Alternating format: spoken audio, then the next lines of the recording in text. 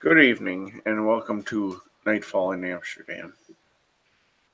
Tonight we are joining a fairly large group of crew as they investigate some large ice formations on the stream that runs through the sept, known as the Dragon Spine.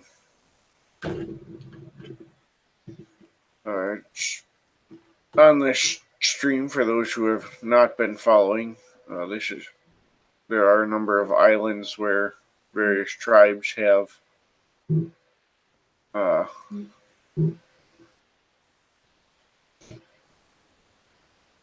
islands that they hold sacred. They're totem spirits or spirits that fall into the brood of their totems are strong there. The elements kind of reflect their values. So this particular one where the ice is forming is very far up the stream near the head of the stream away from the ocean.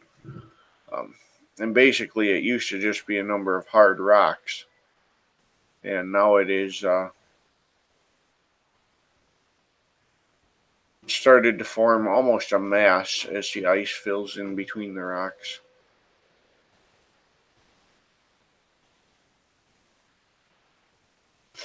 So, with that being said, I'll turn it over to everyone to. I'm assuming you guys are meeting somewhere near the access to the spine. Yeah, Eric will walk up with his gang, his pack. Pretty straightforward, pretty businesslike.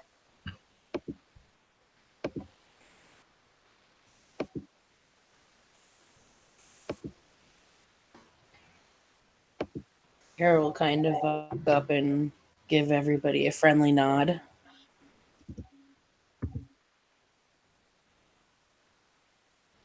And you cut out right after give everybody. I said she'd walk up and give everybody a friendly nod, and that was all that I said. Okay. Runa will give a little wave to air.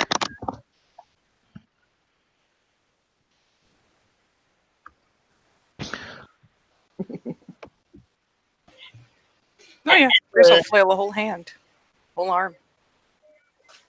Oh. Eva has been following along behind them quietly, just quiet as a mouse almost. Just snooping, listening, picking up bits of scavenge.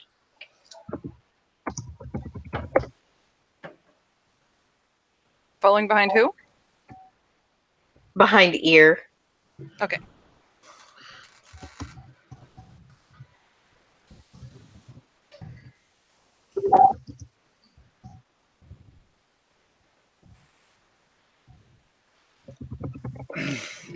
So some of the larger islands you guys know they've laid dead trees to serve as bridges or even fabricated bridges.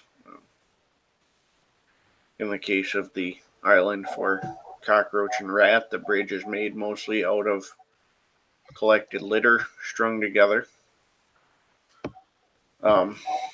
But to this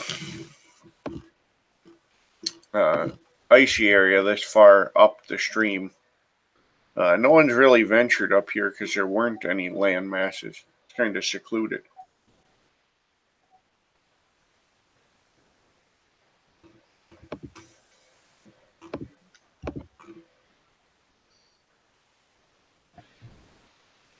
Then I guess as everybody's joining up, at the very least, Grace will it's over. Give Ear a little tippity tap on the shoulder.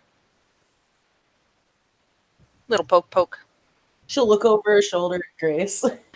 You got a shadow? Repeat that. You've got a shadow?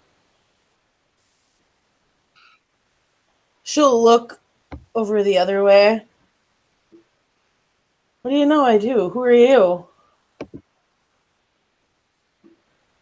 Guards the alley.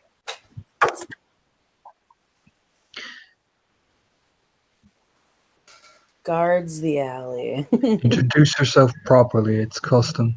Eric just say, folding his arms. She kind of grunts and mumbles, "Men." You just no, Guru. Introduce yourself properly.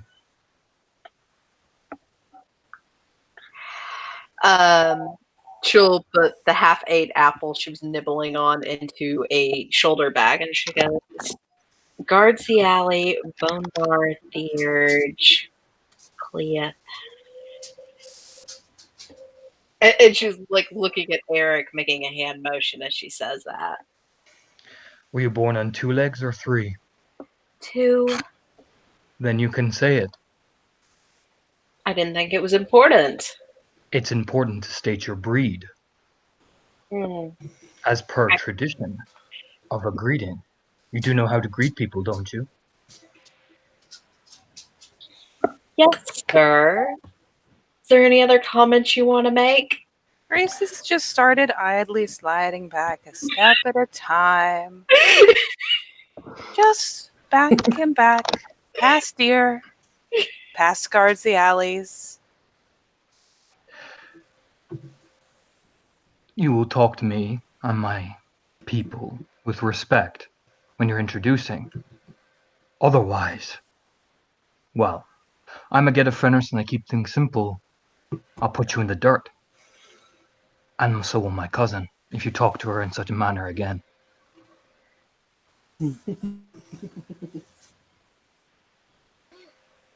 Air smirks. Now greet yourself properly and show respect to your peers, or I'll have words and they will not be kind.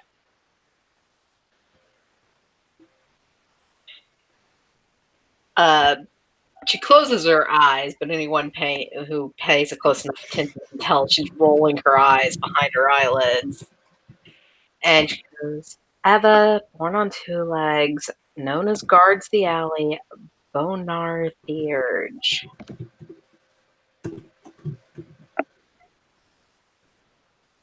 Just nods. Does this satisfy you, cousin? Yes. Look to the fire dogs. Does this satisfy you, Runa?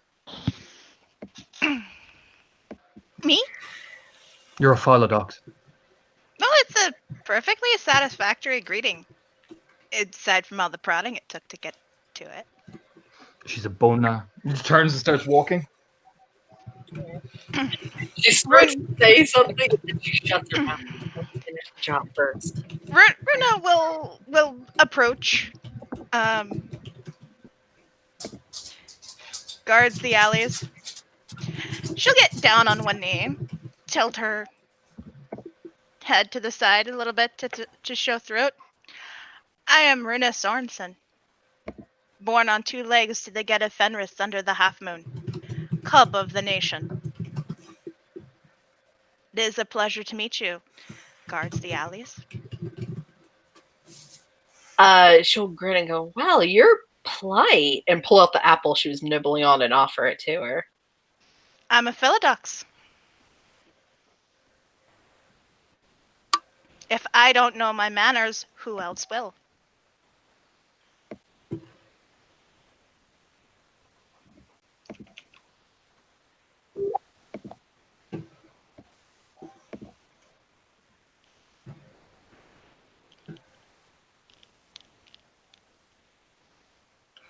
So she just grins and she goes, "Nice to meet you," and is still offering the apple out to her.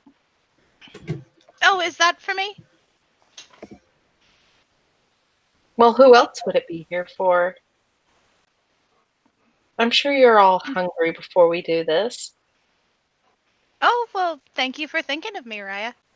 And Runa will take the apple and kind of shine it on her shirt a little bit. Just, pop it in her pocket. Just ate a meal, though, since you're willing to share, I'll save it if I get peckish on the way. Unless you prefer to have it back. No, it's fine. I have more in my bag. It's pretty easy to find food here. Runa will nod.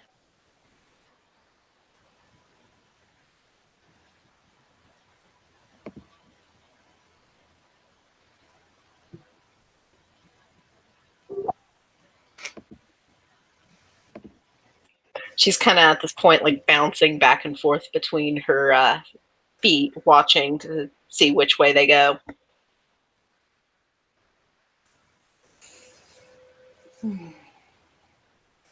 Runa, for her part, is still down on one knee.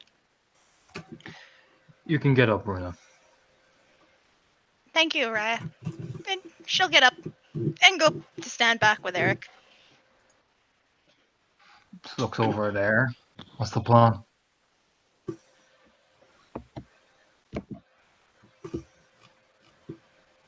Well, we've all been here before. I suppose we're here to figure out where the source of the ice is coming from. And she kind of looks around at the area that they're in. Is there any ice or anything, or frost or whatever it is out here? Where you guys are at, there's not. It's been reported further upstream. Most of the main islands are further downstream.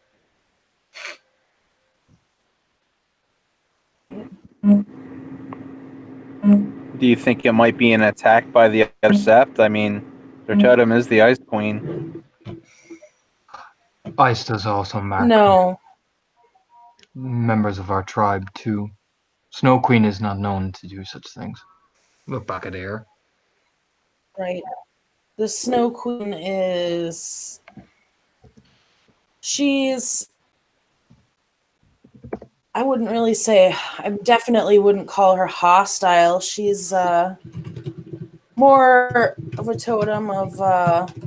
She's all about hospital. Ugh. Oh my goodness.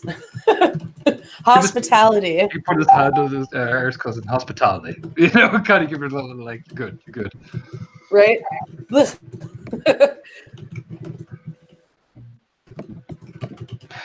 She is known for more inviting. If it is her, we Um, should be respectful.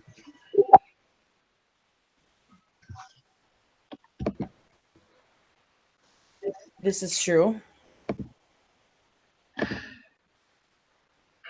Not, I wouldn't be quick to look to her for this, though. Like I said, it doesn't really seem to be. Um, be any number of things, considering we've got our tribe here and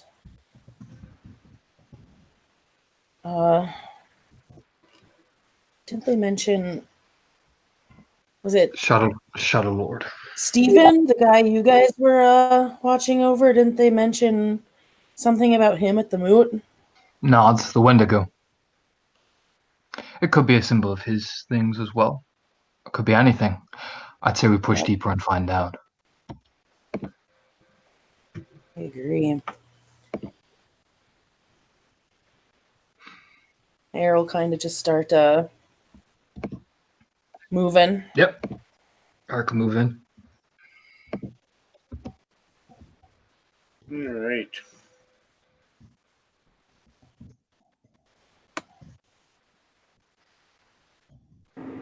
Colin will shift down to Lupus when he's doing this.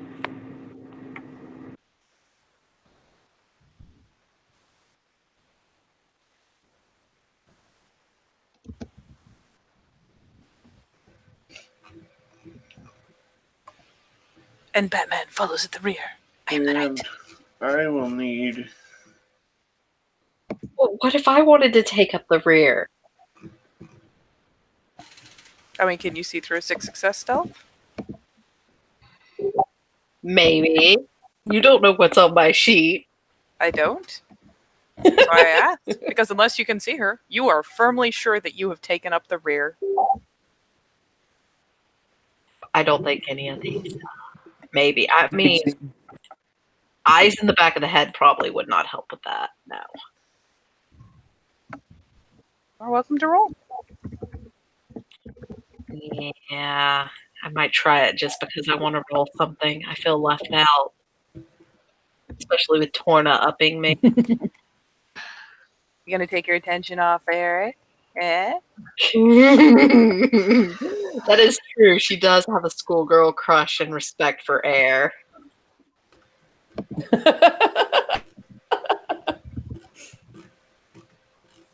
And Runa. I'm guessing that would be perception alert. Yep, perception Yes. alertness. Okie dokie. Standard diff or It's standard diff. You just need 7 successes to beat it.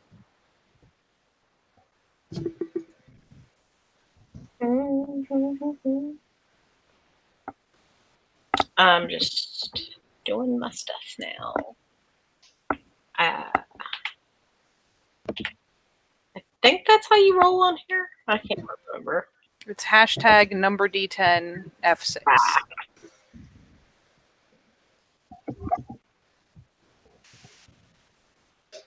yay.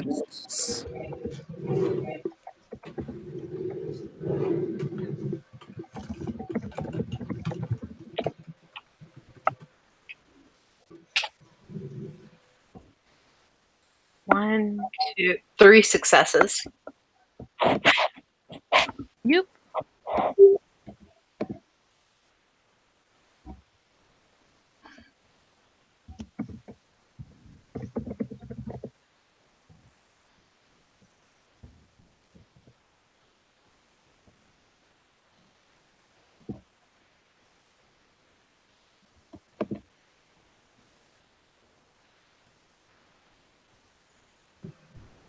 Alright, well, it's not going to be enough to overcome, so. So, as far as you know, you're in the rear, but in reality, someone else is.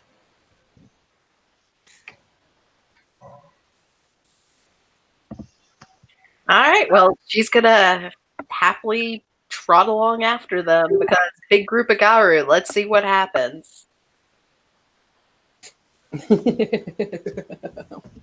Alright. Dang fetishes ruining my fun. As you guys get closer, and you can kind of see,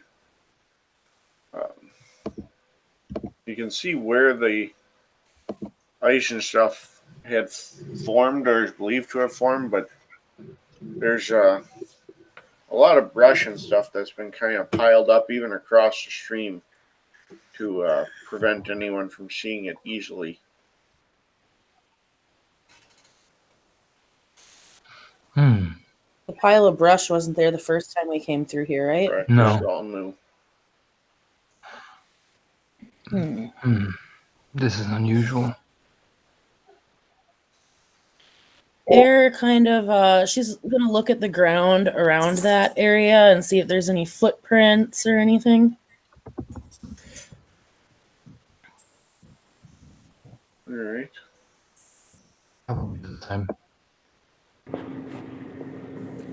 Colin will check for scents other than ours. We can do a perception and primal urge. You guys want?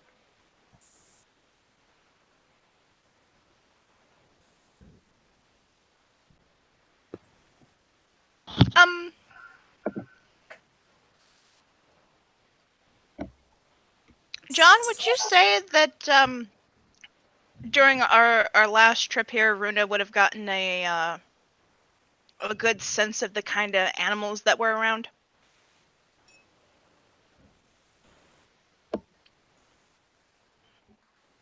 I would think so.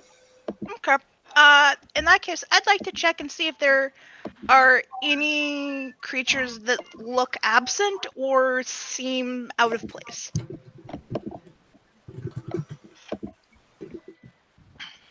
Alright. We'll do the perception. Let's see here. Primal urge.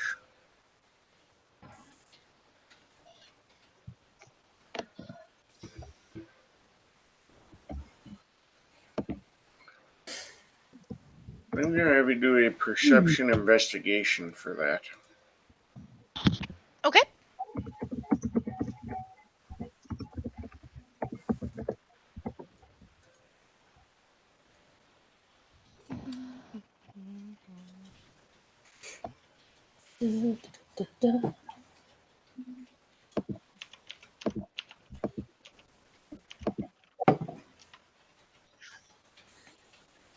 That's 4 successes.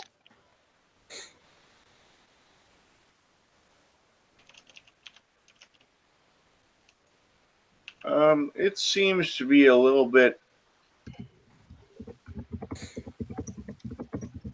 more sparse in animals than before, but that would be it. Okay. You don't see anything real unusual.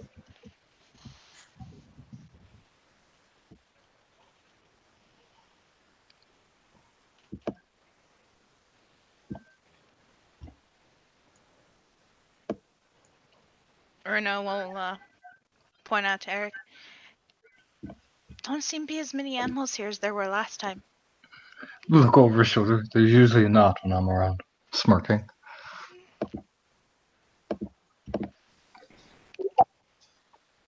And yet, here we are.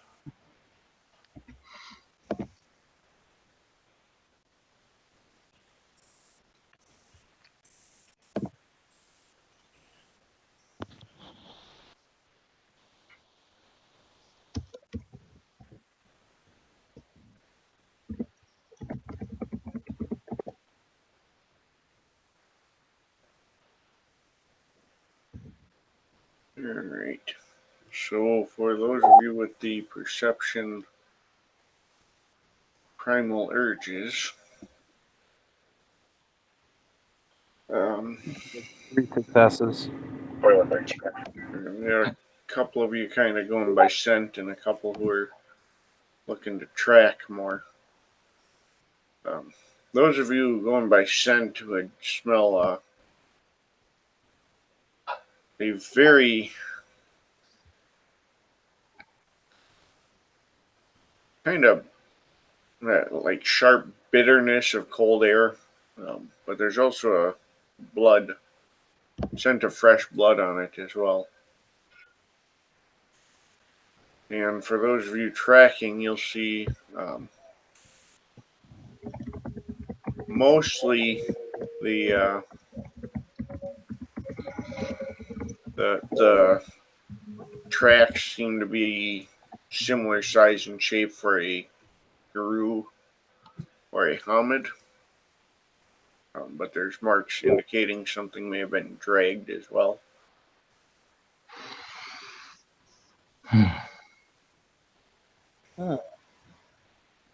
Could be someone making an offering.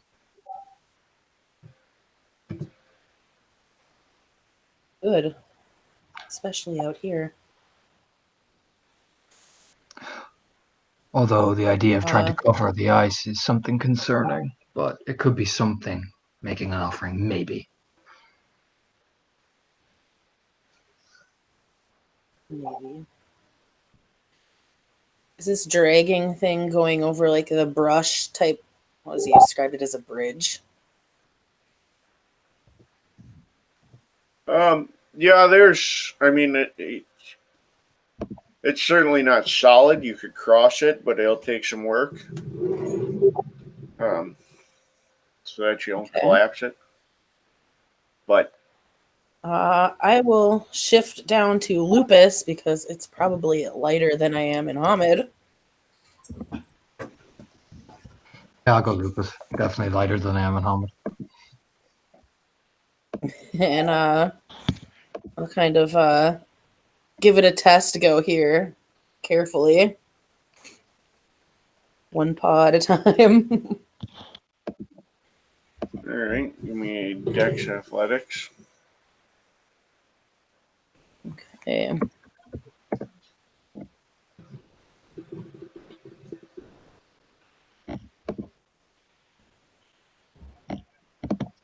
It's dice and Lupus.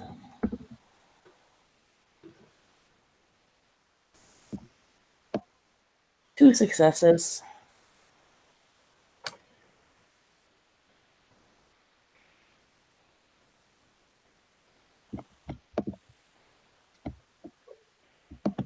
All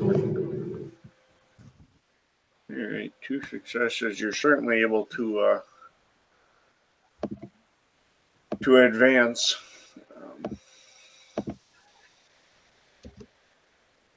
It's slow going, and you can kind of feel it shifting under you, but you're able to move forward.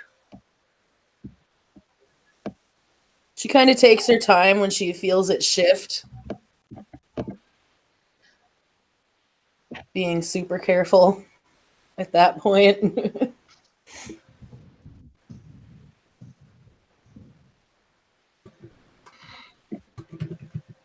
Yeah, fuck it. Eric will let Runa go ahead of him, so if she slips, he can get a good handle on her. Since he'll jerk the big lupus head.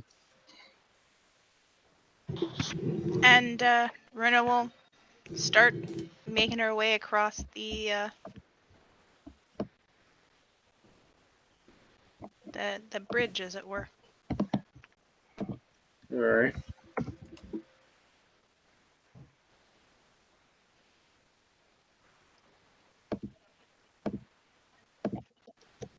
And as more you get onto the brush here, you can feel it start to give way a little bit more.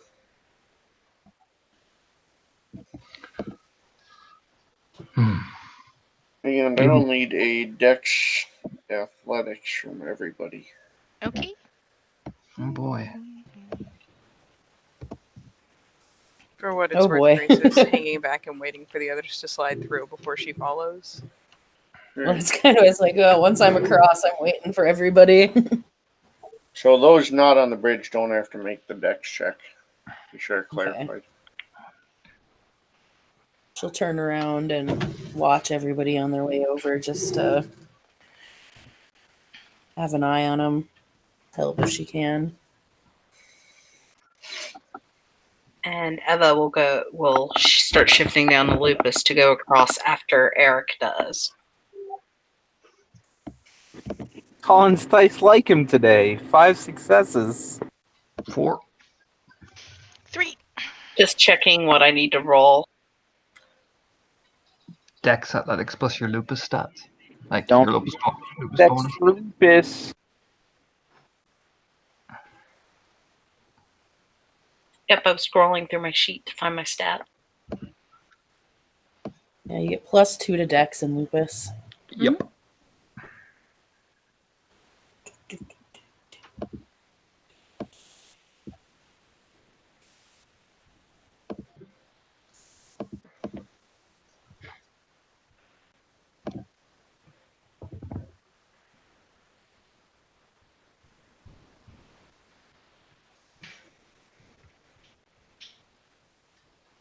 Dex Athletics, you said?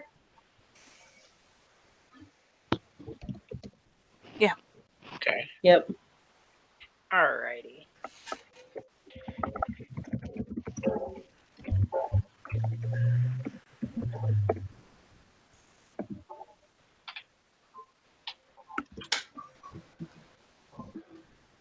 One, two, three, 4 successes.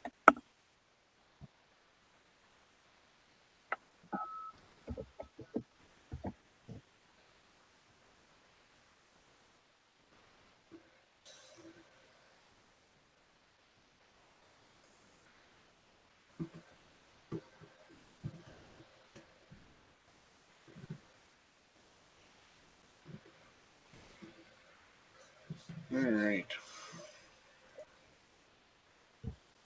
You guys are making your way across somewhat gingerly to get there, but so far so good.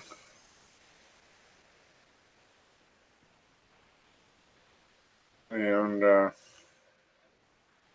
as you guys get over, you will need a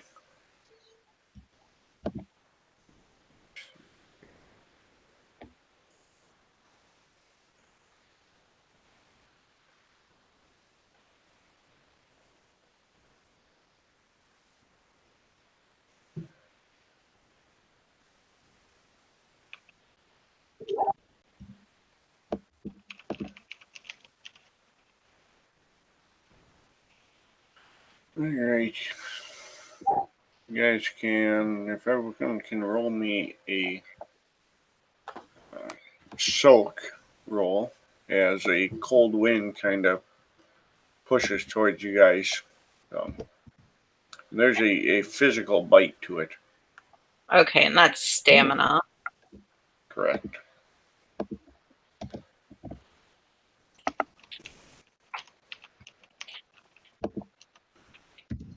Oh no. Oh wait. Oh, I typoed that. I'm not sure what you did there. Yeah. I was holding down the shift key when I hit 6.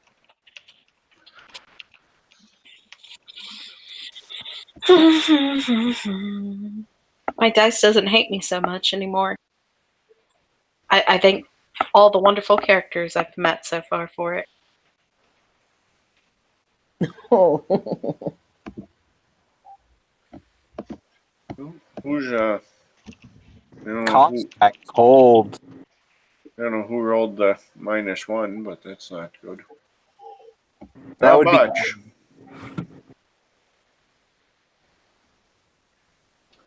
Actually, I take that back because ones don't subtract on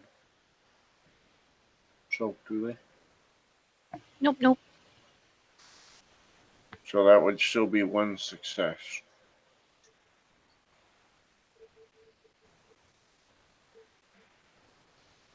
No, so I would technically have 3.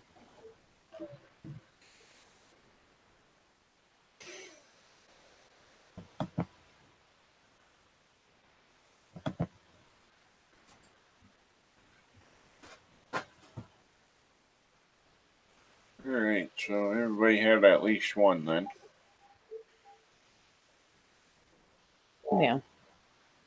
So, you guys were able to take the brunt of it, but this is a vicious cold. And you can kind of see the frost almost forming from the wind. In fact, you're reasonably certain that a regular person would have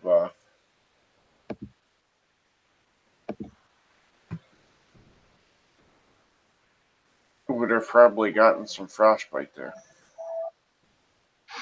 Air just keeps nudging the cub forward, like, keep going, it's just the cold. Runa's walking as cold, but moving's better than not. Guards the alley is shivering as she walks, trying to stick close to the furrier, larger wolves.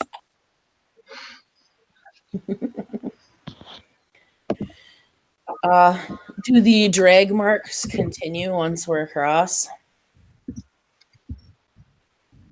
It does. Well, it's harder to see because of being on the ice and stuff.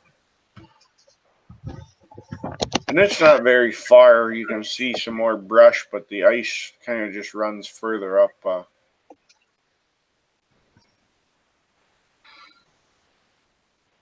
Okay. Is there Air's gonna try to at least follow the drag marks as far as she can. Eric could thump off the log then, but Runa, and he'll pad up beside his cousin. Someone is making this cold deliberately. Or it's an effect of what's going on. And you can smell Right. a lot more blood as you move forward further. Mm.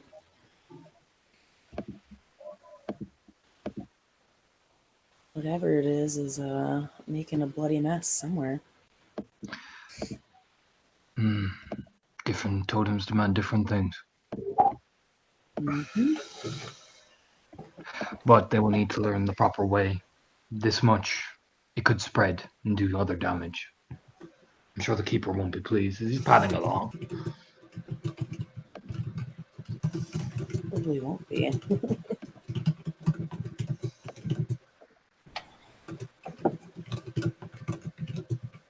Can they? Air's gonna just stop for a second and perk up her ears and try to listen for anything outside of Wind and their group.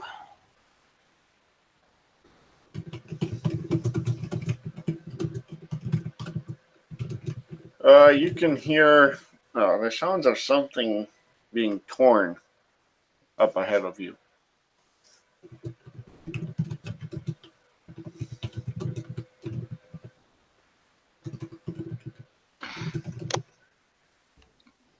Her ear kind of twitches, and do you hear that? Listen.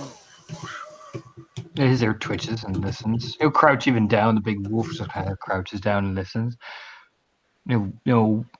Cant his head into the side of Ayers, kind of tilting the head. We should send the Ragabash ahead. Grace is behind us. They won't see her. Air nods her head in agreement, and she kind of looks over at Grace. Grace is still the knight, but you can be assured she's there. He's pumping the pack link. Go ahead. There's something ripping and tearing up ahead. And yeah, Don't she'll be- pick don't- up from a. Don't be seen.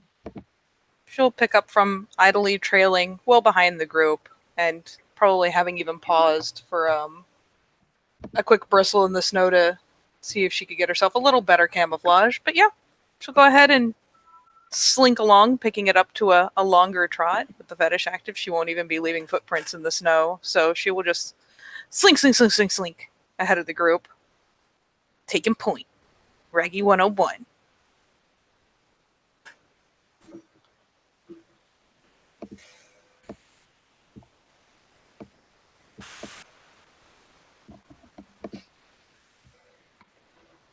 All right. But yeah, she'll keep low and do her best to maintain her stealth. I need let's do a dex athletics and a dex stealth to move through the shrubs so you can kind of see what's on the other side. All right, athletics. Current dex. All right. So, I assume standard diff.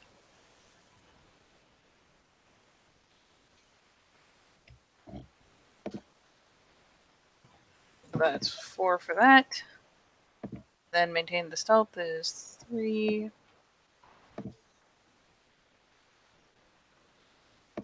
7.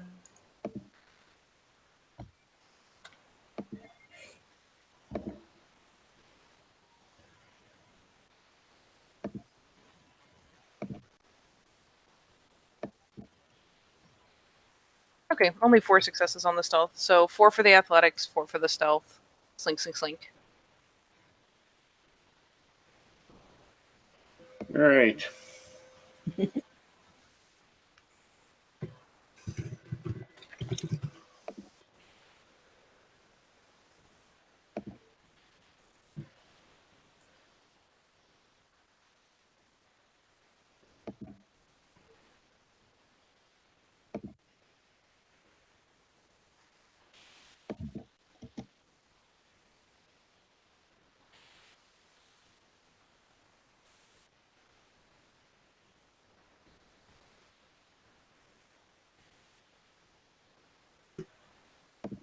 And of course, I can't find the thing I needed.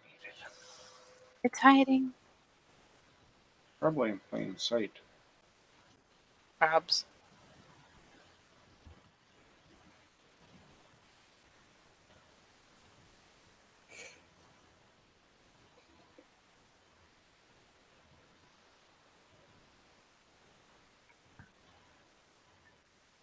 Bear with me while I figure out where I saved the file. That should have been right where.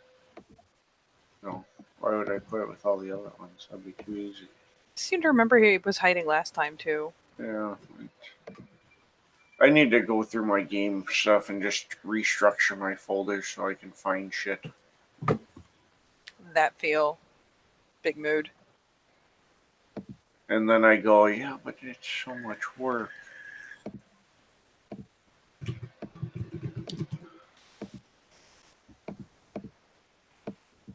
And I don't want to.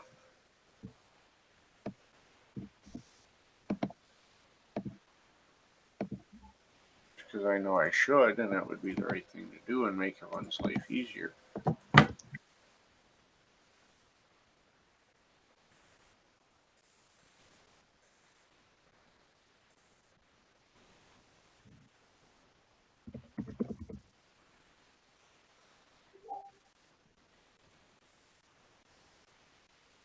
See, this in the live scene world is what we call a loading screen. Right. Intermission. I blame someone who is the knight and wouldn't let me have the actual position of rear.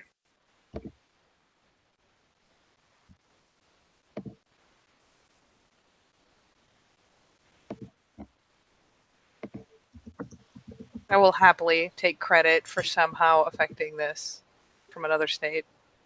The best.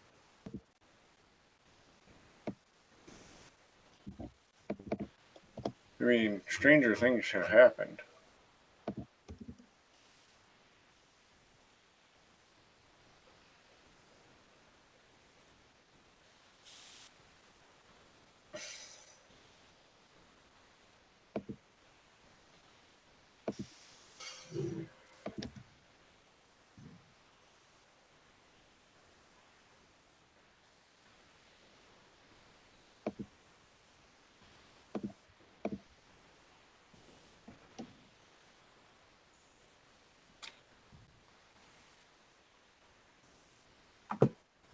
That moment you were positive you found it anywhere else. I mean, in a pinch, a quick file search, if you know what it's called. Yeah, that's the problem. I have a tendency to use whatever that default string is.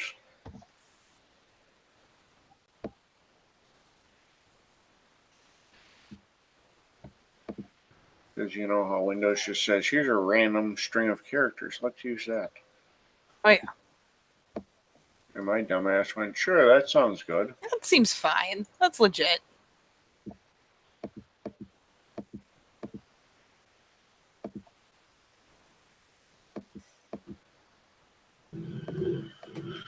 Alright, my own sanity.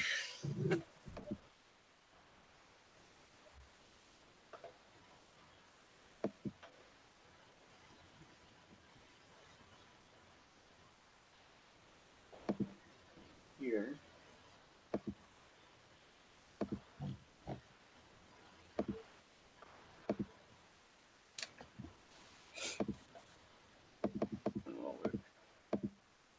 So as you come through the clearing, you see that large thing. And in front of it, you see the red-eyed guru that you guys have been calling Steven. And he has some corpses in front of him. It appears to be tearing them apart with his claws. Is he in Krynos? He is not.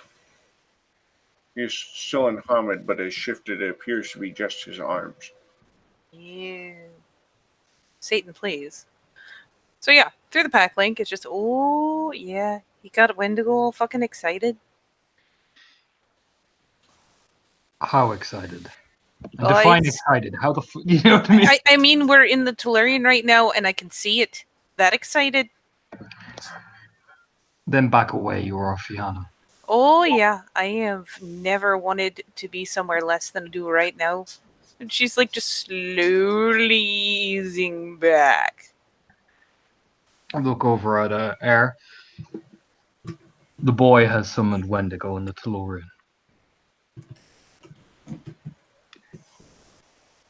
You can like the look on her face, and Lupus is like you can just hear her going, ugh. This could be potentially She very. crinkles her nose like, This could be oh. potentially very pauses for a long time. Lupus just pauses in this great silence. Difficult for us, especially, seeing as we yes, perhaps done something. Yeah. Perhaps. Yeah. The pack link is like, oh, you're fucking telling me, Jesus fucking Christ. Slink, slink, slink, slink, slink. Yeah. Yeah. Wendigo. He's done stuff, dude. It is better to be straightforward, I think. You are the Theurge. Summoning such powerful totems to the Tauren can bring repercussions. We don't know who those bodies are, even. We'll have to clarify a few things. Oh, It that could is a really good question, actually. What kind of bodies were they that I saw him tearing apart? One was definitely a Krynos body, but two appeared to be human. Oh, oh. And by the way, those Surely. weren't deer. They sure as fuck weren't deer. I'm pretty sure those are Gru. At least Yeah, one of Eric, them was in Krynos. Yeah, Eric starts walking. Nope, that is. He's leaving. Say one of the bodies is a Krynos guru.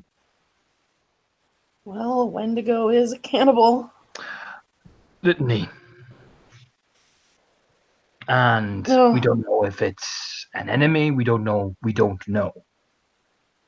I don't suppose it was a white Krynos. You didn't really stick around long enough to tell, especially because it was covered in blood. That's fair. I won't judge. And he'll lean in, and especially if it's our people, regardless of what they come from, it's still our people. There has to be a line. Yeah, and Wendigo's really not going to take kindly to one of us.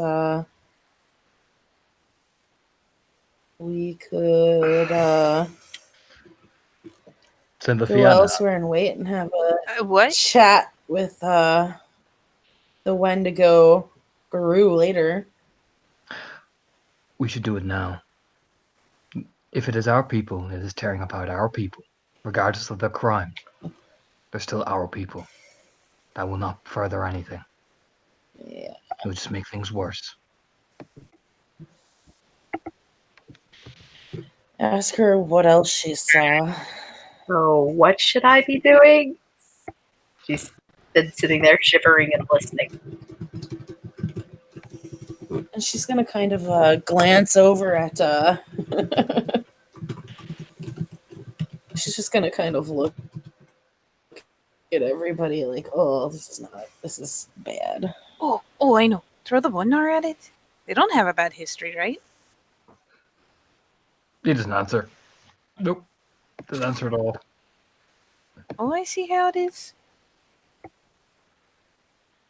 Is she saying that in the pack link, or can I? Yes, she's in the pack link. She's not speaking out loud. Damn it.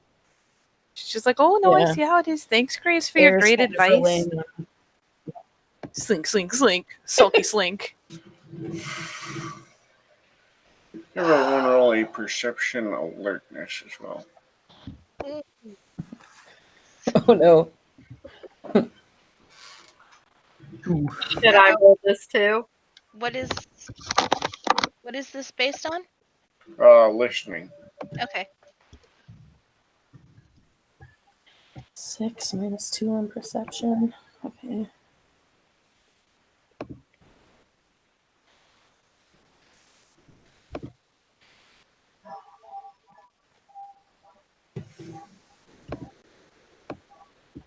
Perception alertness.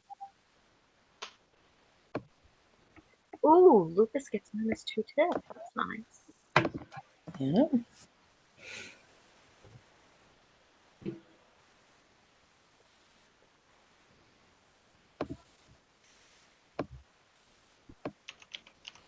Okay. There's a metis when you need one. Just send them in. Damn you, Lucas! And standard difficulty is 6, right? Which would mean it's 4 in Lucas. Right.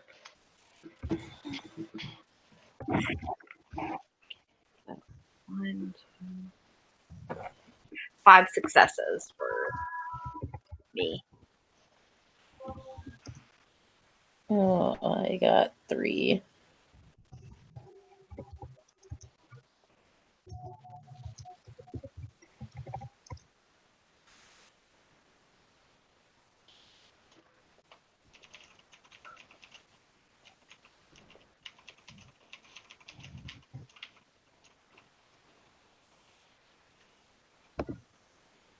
And 2.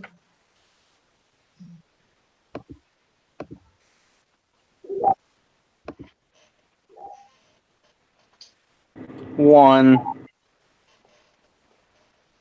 What is this? The alertness? Yes. Oh yeah, 2. 3 for me. All right. So some of you are going to pick you up a little sooner than others, but the tearing sounds kind of fade off, and then there is the sound of something eating. At Oh. which point and then it begins to fade away. We're going over there. Yeah. Yeah. He We are. doesn't know what's going on, but sure. Air will kind of look at you and say, well, she's going to say it very, very quietly.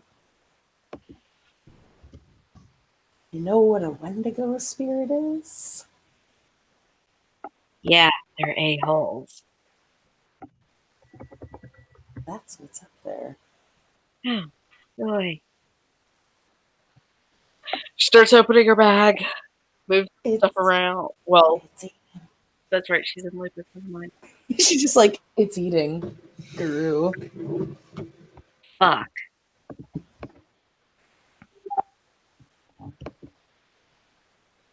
She kind of looks at Hellhammer and she's like, please don't take offense to this, but I'll help in combat, but I'm going to need a new shield.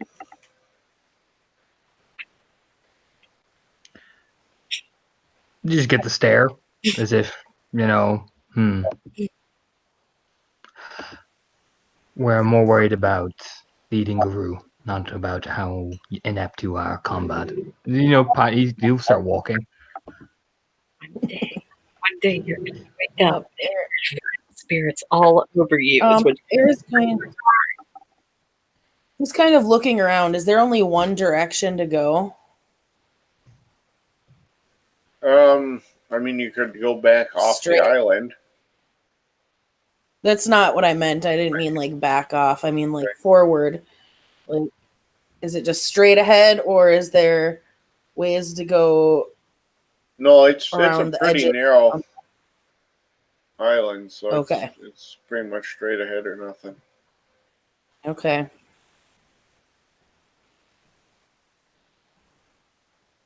Well, let's do this. I mean, I feel like we just go Ghostbusters 1.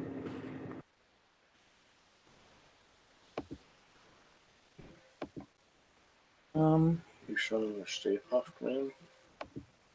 Well, when you first see Slimer,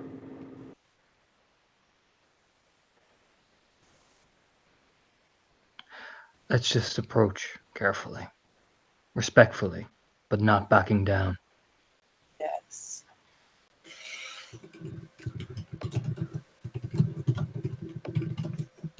Air is going to carefully and quietly step forward because she knows what Grace has told them, but she's going to try to assess the situation as well before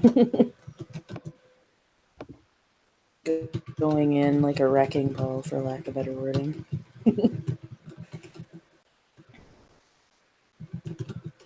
Quietly.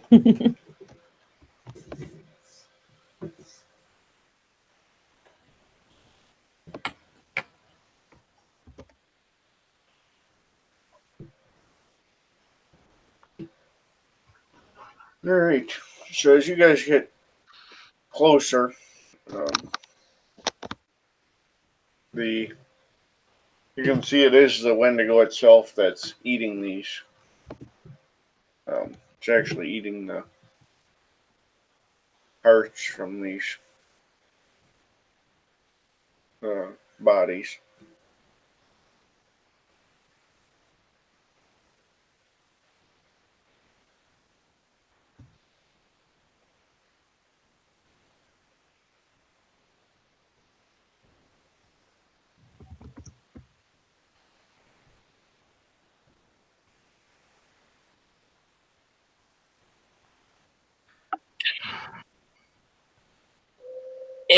If Eva in Lupus form could vomit, she probably would be at this moment. Let's try. He'll I lean mean, and it's not whisper down impossible for a to. wolf to puke. He'll whisper to as the Bonar is like, "Oh God, fuck," looking away. He'll lean in to Air. If we can get the actual Wendigo tribeman attention, and let the totem do its business, I don't think we could cause a scene.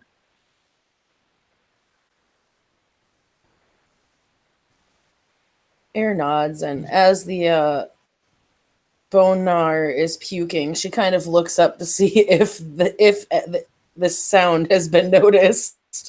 No, she has not started puking. Her face reads if she could puke right now, she would be. Oh, oh. I mean, you absolutely can. It's pretty sick shit. She's gonna wait till she's in the safety of her subway. Yeah, Air is kind of like looking up at the and watching, and this Wendigo is really as monstrous and ugly as she's heard stories of. Ooh.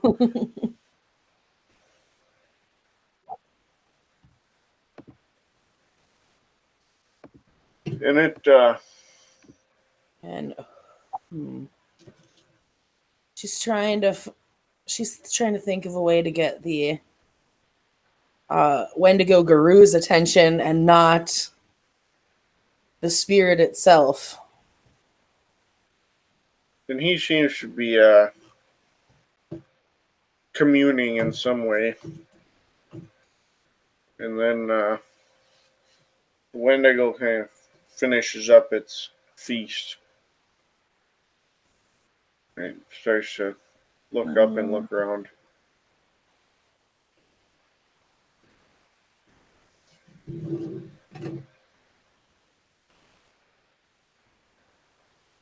Air is kind of staring at it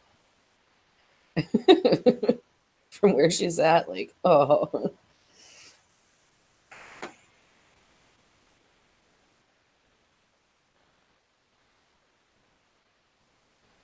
And then the Guru bodies, can we get a better look at those?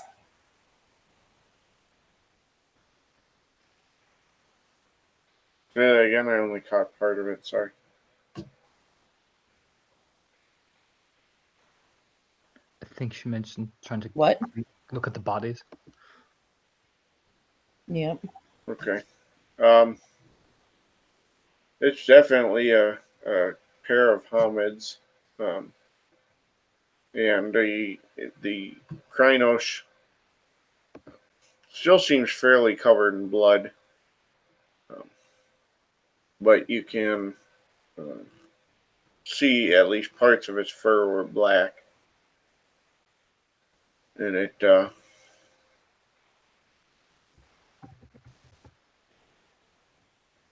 the Krynos and both hominids had their chests torn open, which would have been the tearing sounds you guys heard.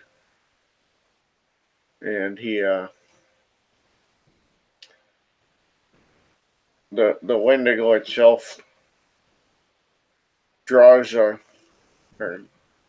takes one claw into the chest cavity of the Krynos and traces something on the ground before turning and walking towards the far end of the island away from you.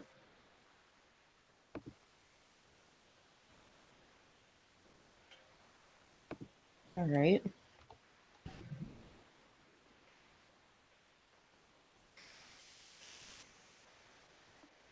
Can I see what it drew on the ground if I look hard enough? Focus and look.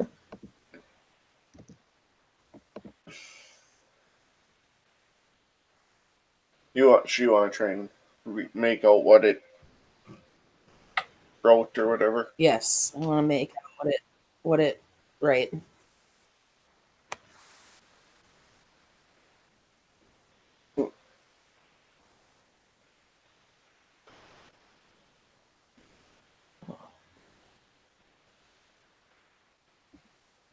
So you are able to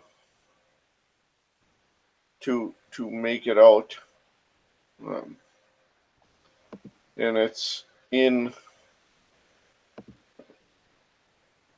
written in Guru glyphs, but it says to cleanse the tribes and the corruption.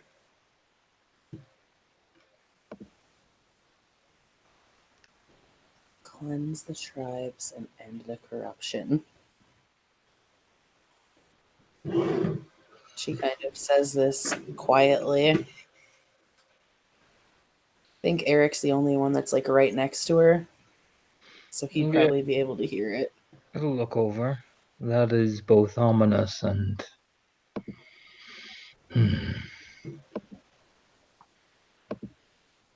It's Which- kind of hard to tell. Which tribes? That was what my concern would be. It's kind of hard to tell what they are. Then we'll ask him. And the Wendigo spirit has walked away. Yes.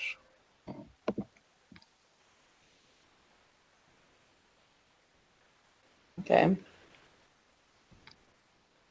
He can come to walk. Ghostbusters, essentially. Right. Air is gonna kind of creep forward. If the Yeah, no. Wendigo is gone, Eric will back her up. spirit's gone. Eric will back her up, totally not creeping. What is stealth to her at this point? Right. I really just want someone to say Steven. I'll do even one better. Boy! You know what I mean? Fuck it, I'll say he's been calling boy for a long time. You just said boy. And he looks up from, he'd been kind of pulling the bodies together into a pile.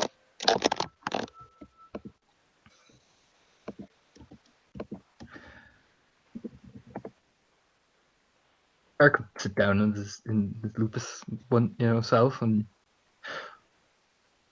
is this some sort of ritual?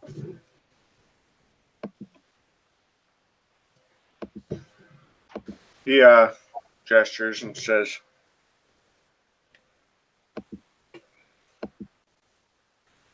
not entirely, but Chiminage, yes.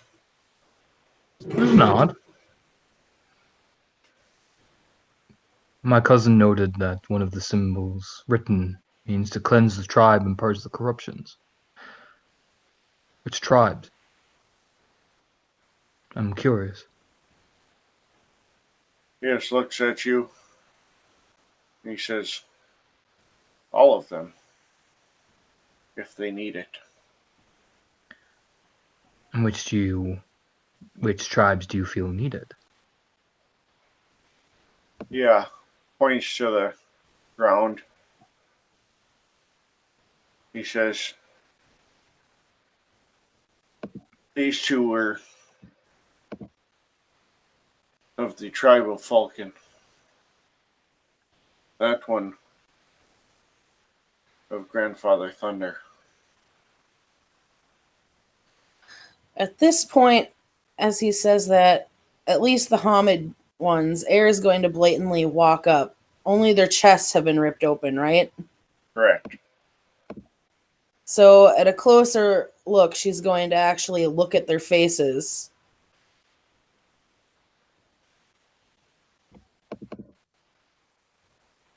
And you went,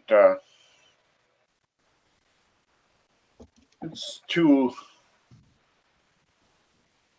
probably early 30s at most, males. All right. Neither of them are familiar So- to you. Okay. You mean to tell me these Guru are of Gaia?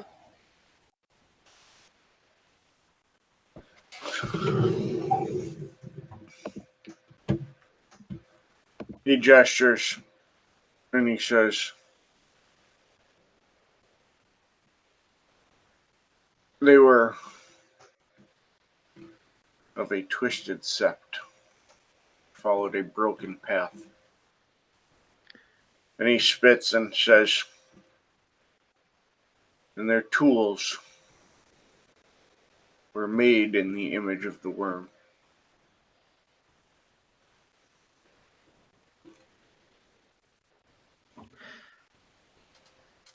Where is your proof? That is the thing that a file doc would ask.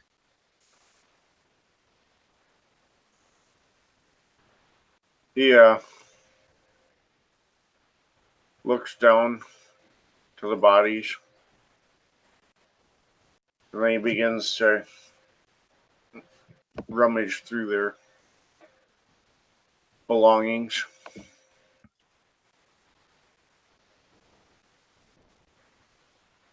Air is watching him carefully as he rummages through their stuff.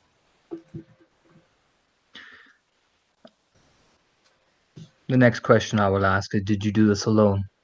And did you tell the Wormfoe that you were planning to purge these Guru, and you claimed, we will say for now until proof is given, were twisted and tainted?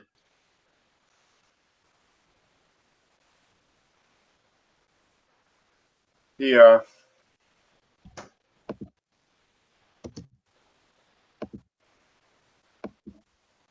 takes out a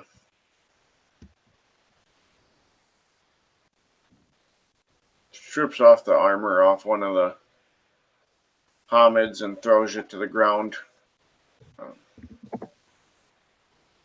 Some sort of pale leather. And then he pulls out what looks almost like a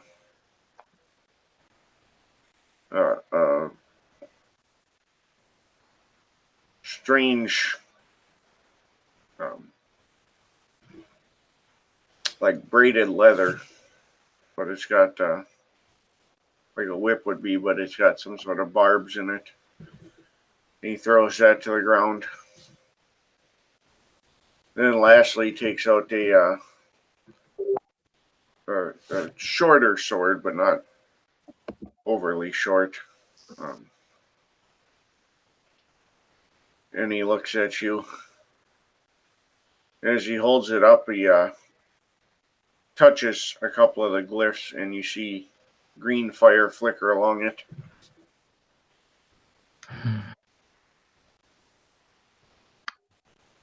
The nod. This one was made of the worm. Those two are made using his methods, but they used Gaian spirits bound against their will. And which sept are they from?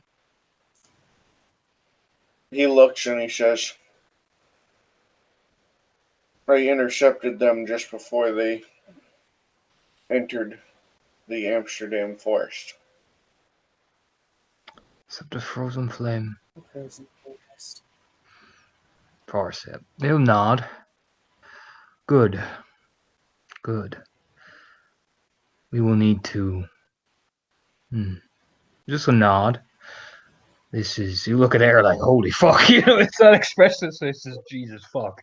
He points to the one that had the hide armor, and he says, that one had come with others. They came to this sept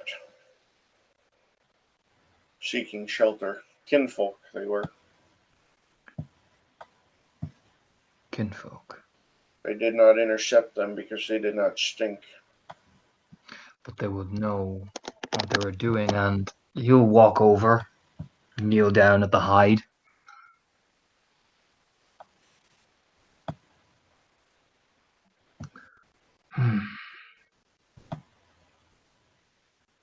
Up close you can, it's got a very distinctly human smell.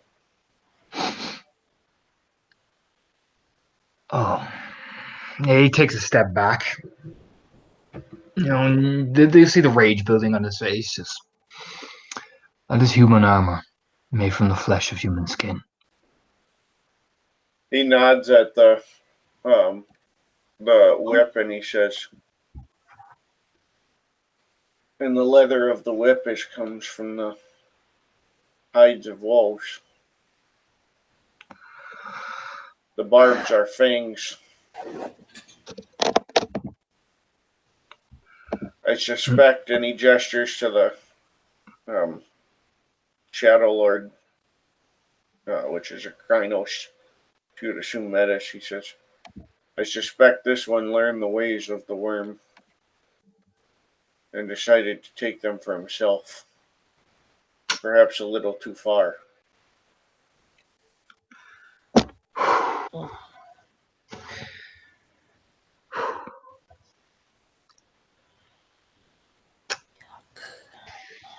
This is the evidence we need.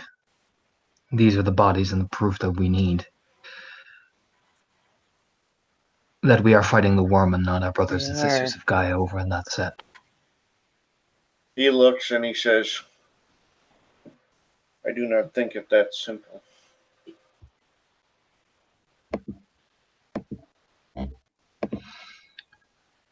These are their allies. This was a group of 5. The first 2 entered that forest, and I never saw them come out.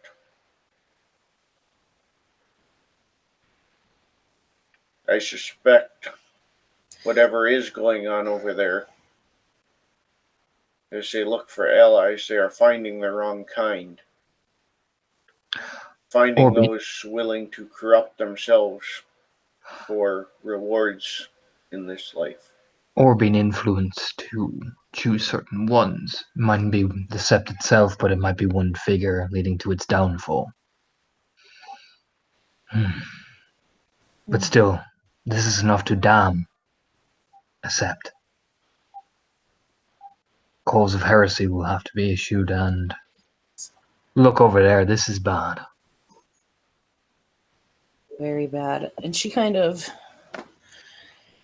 How long have these, how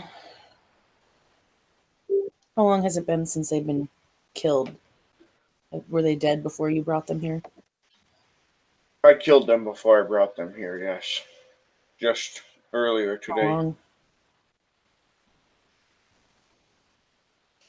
I took 2 others yesterday. Those You 2. might be able to get answers from the dead. It's a possibility. A few talons Just a nod. that allow us to speak to the dead within a day of them being dead. As long as their spirits do not deserve the right to go into the homelands, I do not care what you do to them.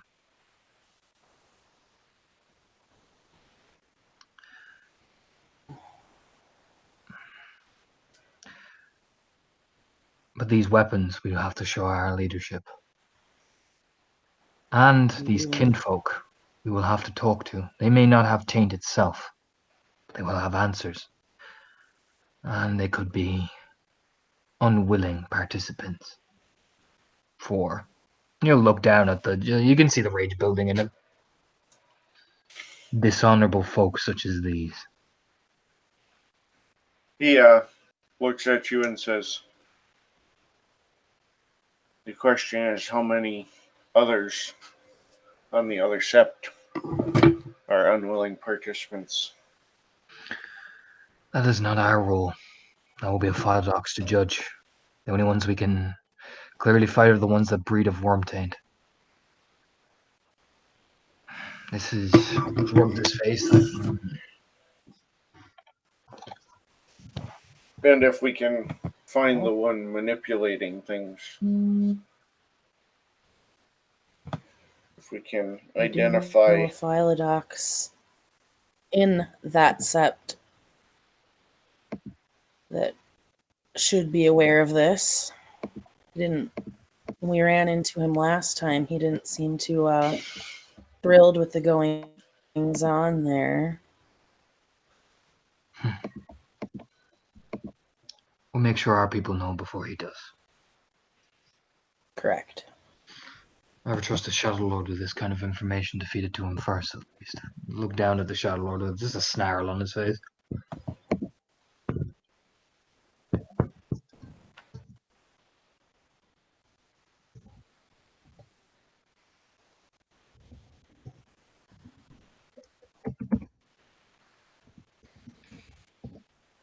He looks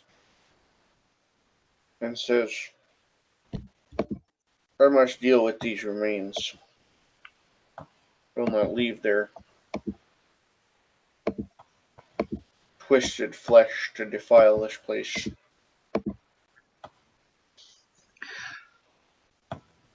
Whatever you're going to do, Air, do it now.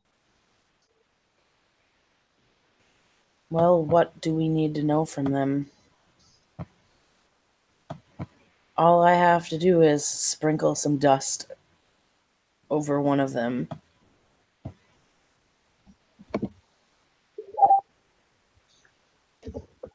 And we can ask them anything we want.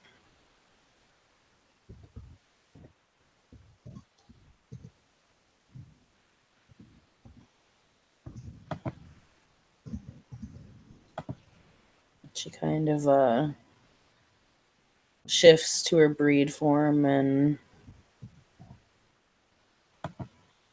reaches into her pocket and pulls out a small jar of dust.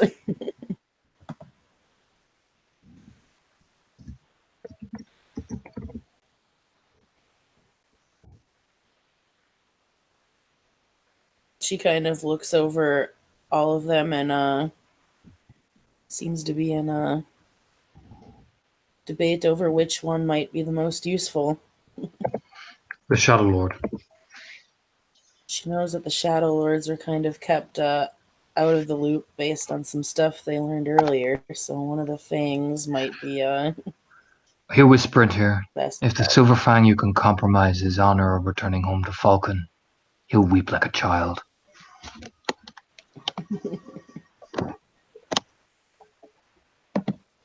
It's true.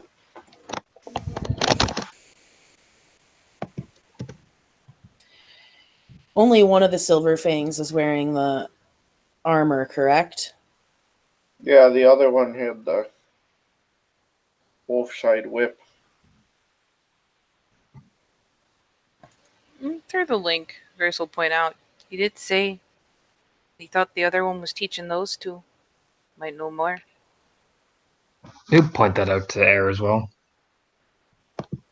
The Shadow Lord? I think Is he it also was- the only one that has the proper worm weapon too? Yes. just as long as you don't promise him redemption. There's no redemption for crimes of his heretical nature. Oh no.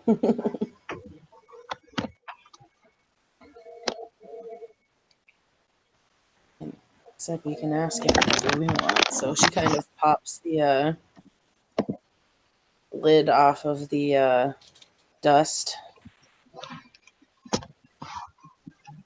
And I have to roll my gnosis here to activate it.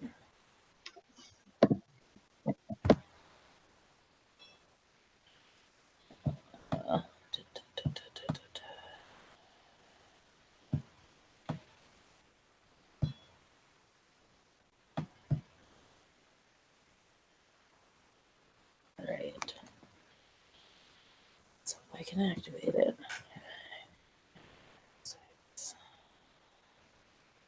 Got 4 successes to activate it.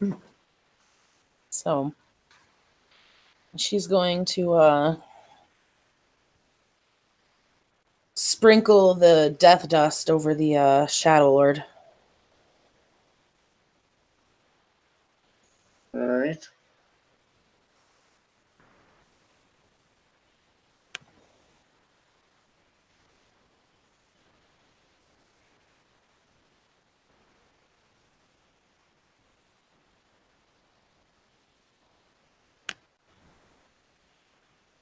So yeah. Yeah. When broken open, activated, and sprinkled over the dead body of a recently, within a day, deceased creature, a small jar of dust allows the guru to communicate with the corpse's spirit.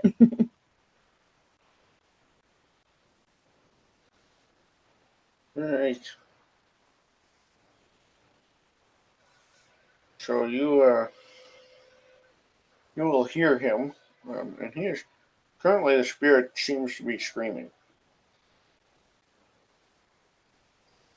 What? Currently the spirit what? is screaming. Ooh.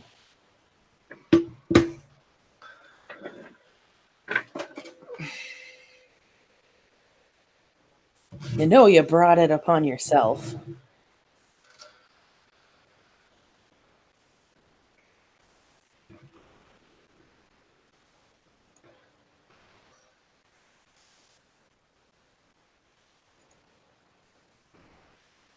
She's kind of staring at the screaming spirit.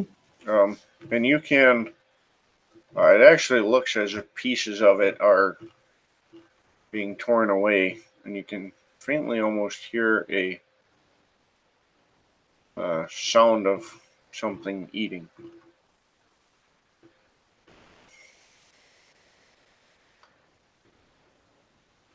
Oh. And he's just kind of, you can almost hear his teeth grinding, and she grits them, and he says, "I was doing exactly what I was instructed to do." Instructed to do by whom?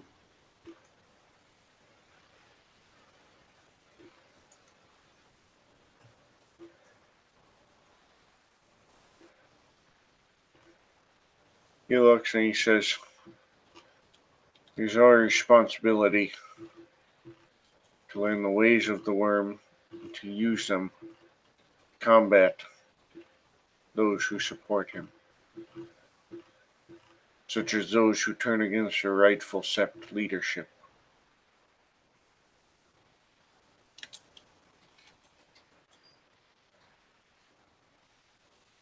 Him. Who is him? There are a number of hymns that you could take instruction from. Be specific.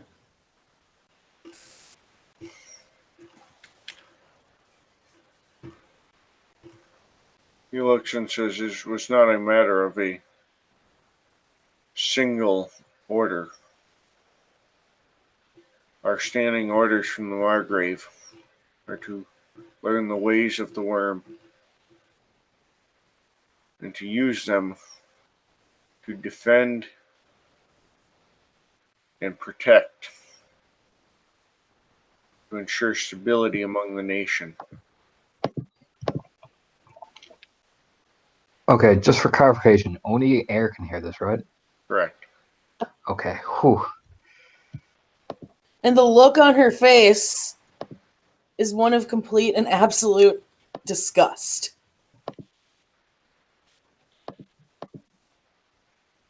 The Margrave ordered you to do this. To learn the ways of the worm.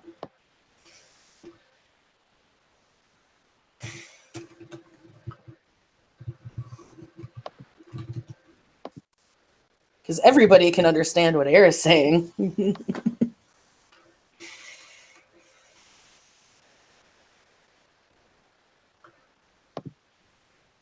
He just looks at you and he says, "Surely even the Get know of the bringers of light. Those shadow lords who do what no one else will do, who touch what no one else will touch, that we might bring down the worm from within."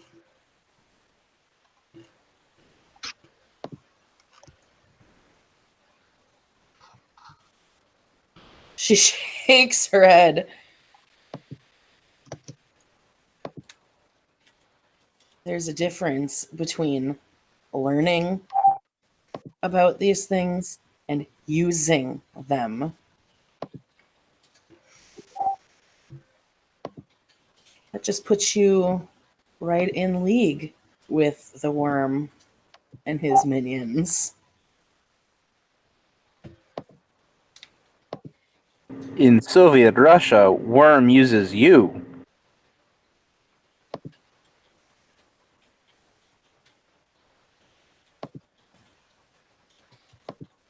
So you were sent to learn and use the ways of the worm to what ends? To aid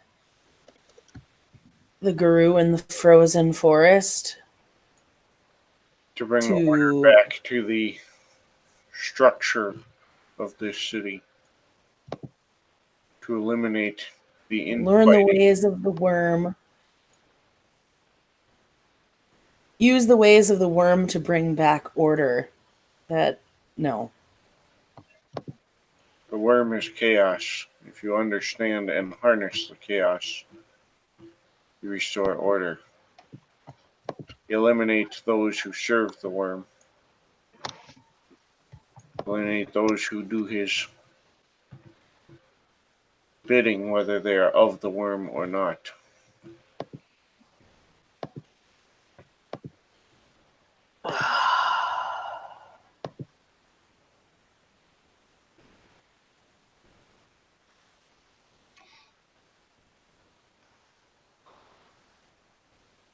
Whatever the heretic is saying, tell him I hope it was worth his heart being ripped out like a dog, and a coward that he is. And I hope whatever wormish hell awaits him is more fitting and more merciful than the hell I would give him if he was still alive. You walk over to the body and spits on it. Air will relay what Eric has said. All right.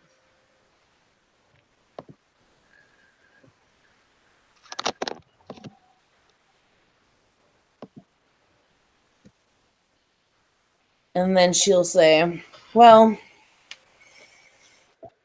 I hope whatever it is that the Margrave is having you do is worth not going home for.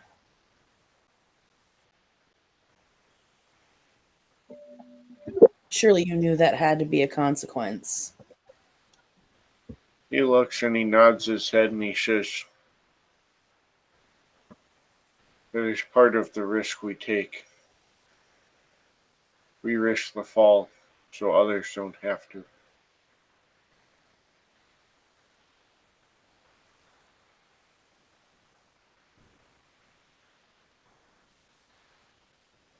And she kind of says, her tone is very sarcastically, I'm sure Grandfather Thunder is just ecstatic.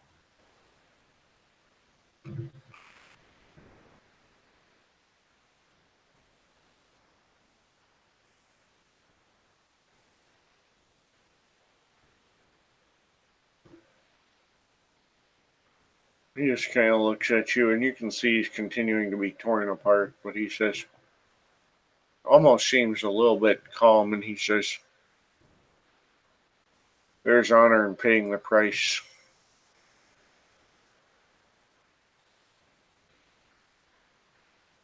Not when it entails going to the worm.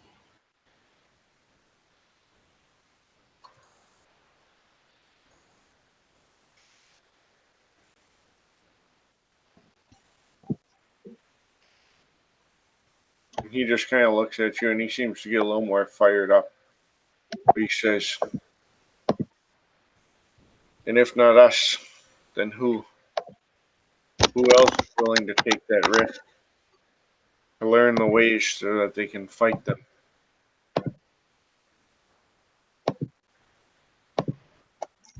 You can combat the worm without using its abilities, its weapons. And she glances at the two dead silver fangs. By killing Kin, she glances at the what was it, the wolfskin whip, Yeah. not murdering humans.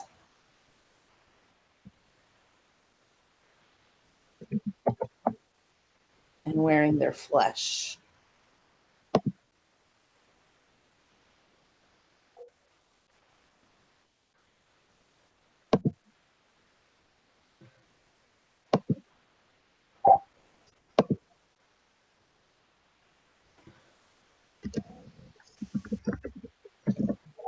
You take pride in killing wolfkin.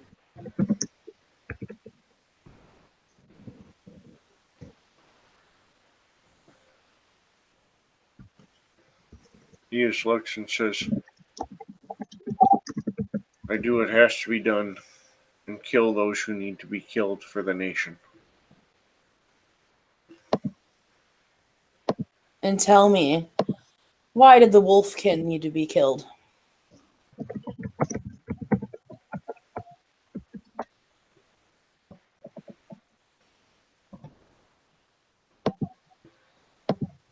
He looks and says, the wolf whose hide and fangs that came from believed that the only way the nation would grow would be to kill the Hamid Guru, restore it to a nation of wolves. She's gonna kind of glance at the wolf skin. What color is it?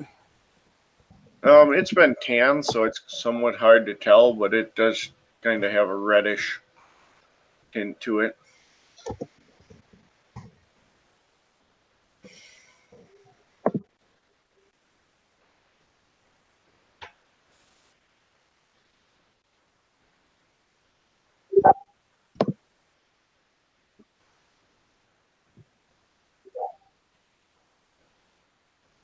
Did you hear me, John? I did not. What color is the wolf hide on the weapon? I heard that. I didn't. You must not have heard my answer. It's been tanned, so Nope. it's hard to tell exactly, but there's somewhat of a reddish tint to it.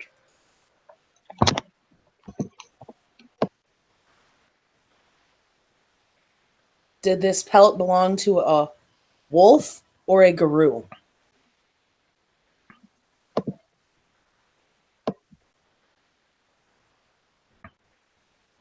He looks and he says,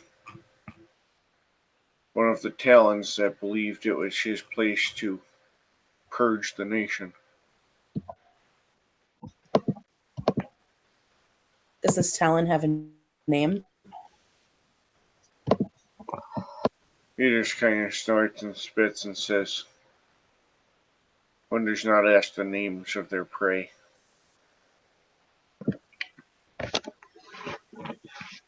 She knows that there's a Talon at the frozen forest. That's why she's asking.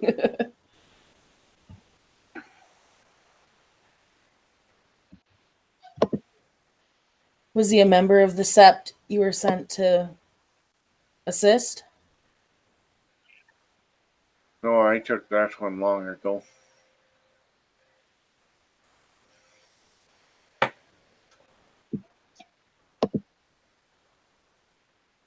She kind of shakes her head. So you turn Guru into weapons of the worm. They take Guru that are harming the nation, eliminate them, and where possible, turn them into assets.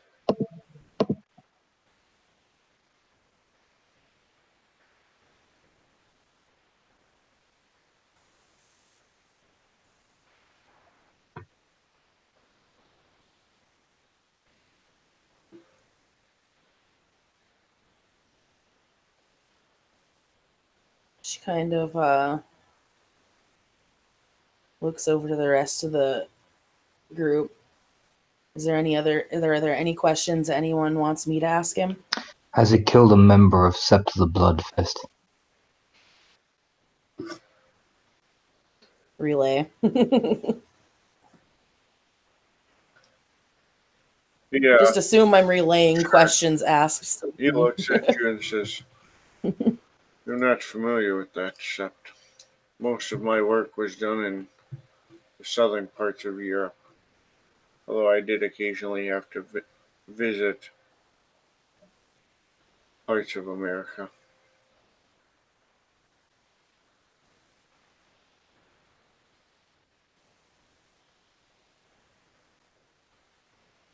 Explains where the red Talon came from. She'll relay the answers back. He is not the man who murdered my father. Look at the group. Curse him, I suggest.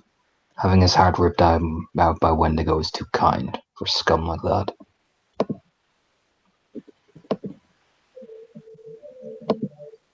Hmm.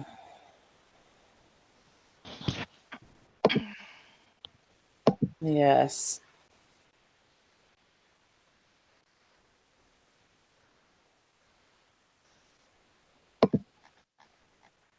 Definitely needs to be cursed, never to see his homelands. Send him to the vile pit of the worm he came from. Merrick just, turns coldly away. Yes.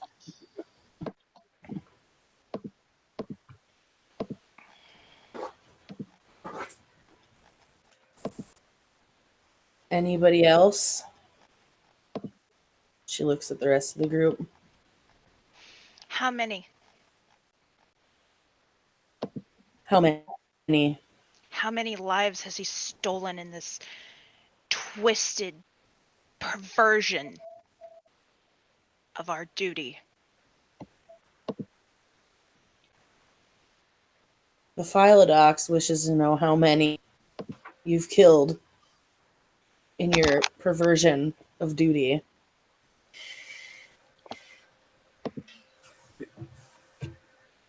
He looks back at you evenly and he says, "Do I look to be some sort of trophy hunter keeping count? I have a responsibility. I killed warriors in battle.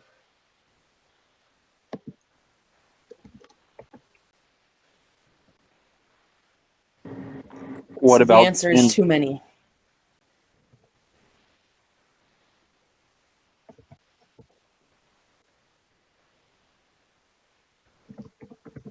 Was Colin asking a question? Is that what I heard? Yeah, what about kinfolk? And kin? How many of them have you slaughtered?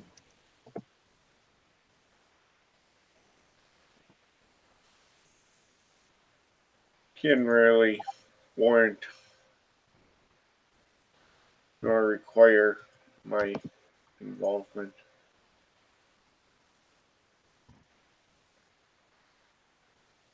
It She'll can relay that.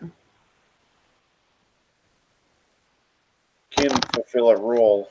They are not the ones who decide or shape.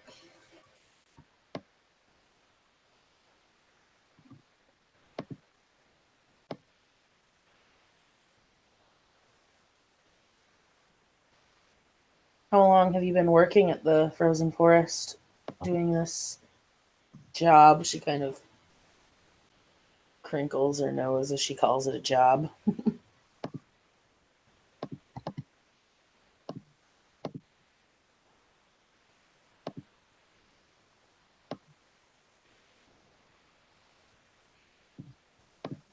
He looks and says,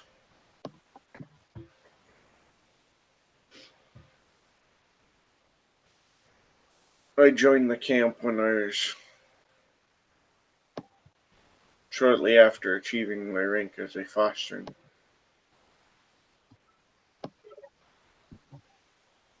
The camp?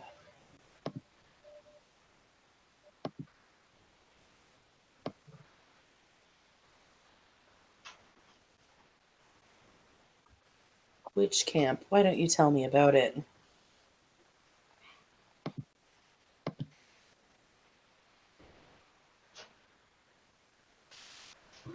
He just kind of looks at you and he says, as I said, the bringers of light.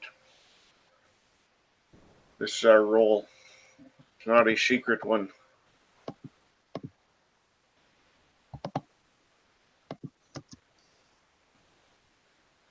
We spend time with the dancers, with leeches, with all the corrupt filth, and we hope it doesn't seep too deeply into our bones. But if it does, better us than those who don't know what they face.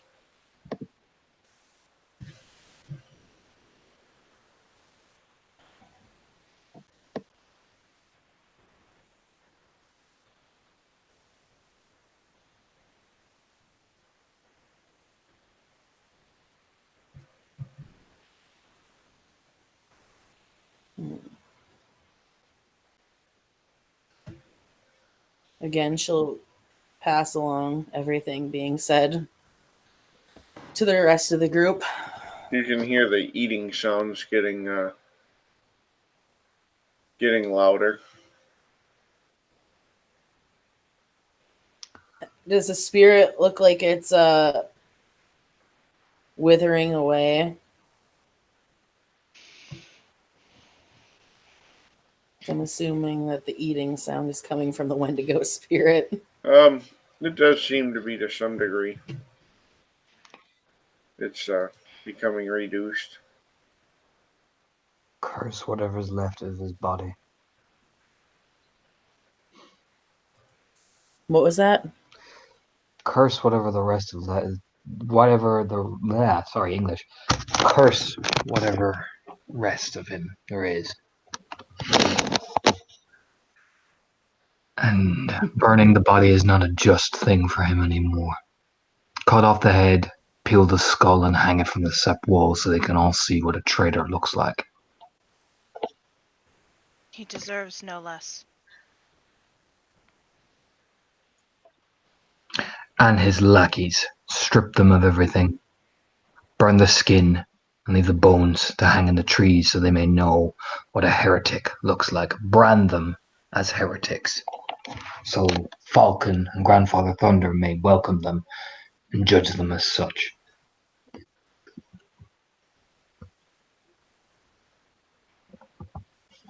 All right.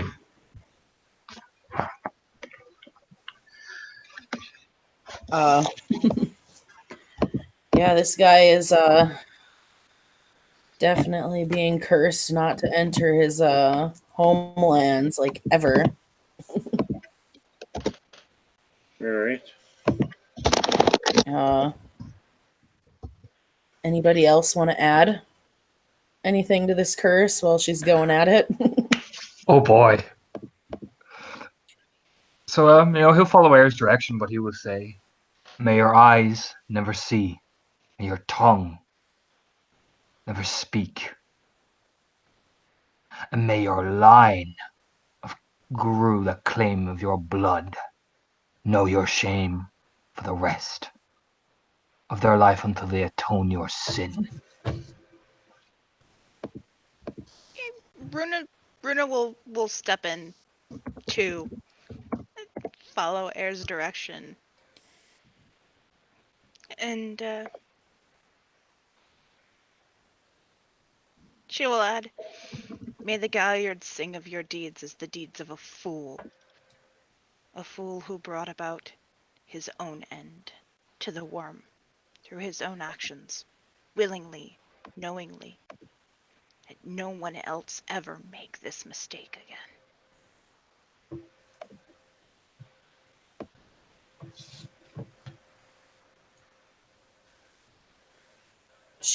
Air is going to look at the oh, okay, Colin left. So the other two to see if they have anything they would like to add to this curse. She'll even look to Steven. Eva has just. She looks like there's not even an ounce of mercy left in her face. They deserve a fate worse than what you're giving them.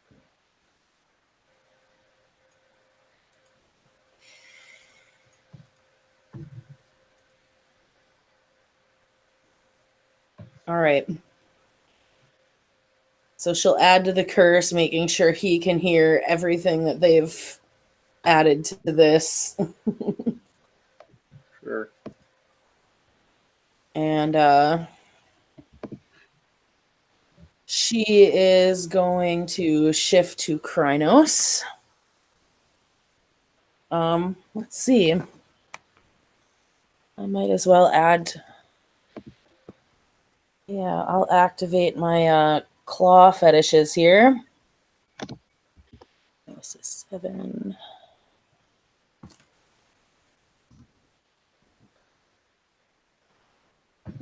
Oh, nothing. So I just get my claws. My regular Krynos claws. Damn it. she's gonna wait a moment or two as she's just like staring at him with a low growl, and I'm going to try to activate that again. I'll drop a willpower this time. You can just spend a point to activate it. Oh yeah, that's right. I'll just spend the Gnosis to activate it. I totally spaced that.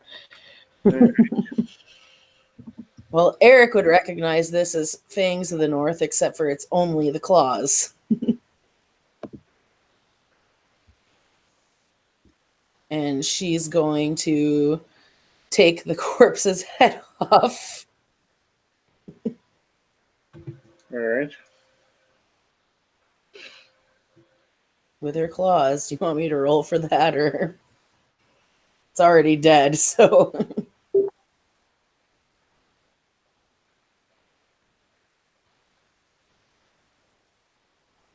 No, that's fine. okay.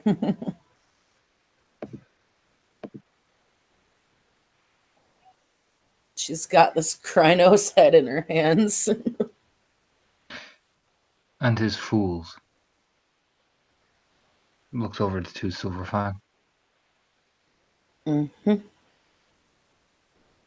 Oh, sorry, I have burp. Their heads too. And she will go ahead and take one head at a time from the other two. Okay.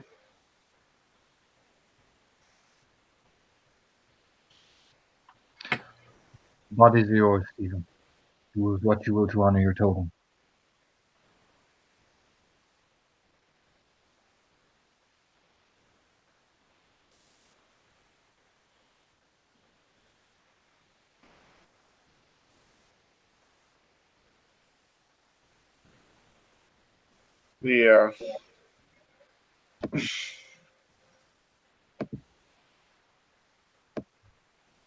The Wendigo takes the rest of the remains. He says, "These will leave this island. This is not a place for fire. And they will be burned."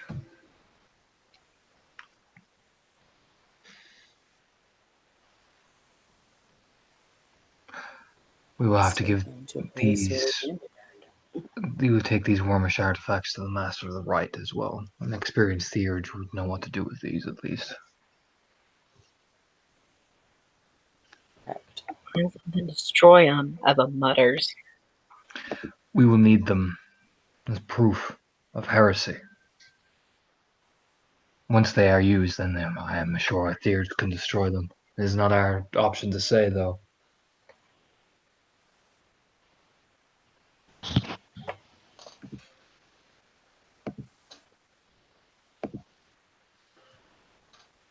Would it not be faster to simply bring the right master here so they can be dealt with immediately? Nods. Eva will motion at Wendigo and be like, unless he wants us to just get the filth out of here for him.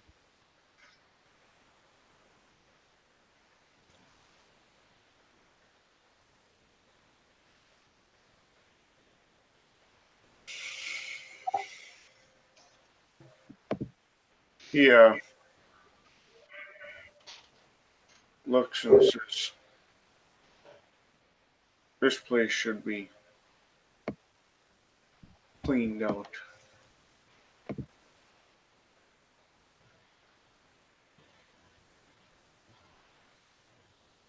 Keeping the dead here longer than necessary is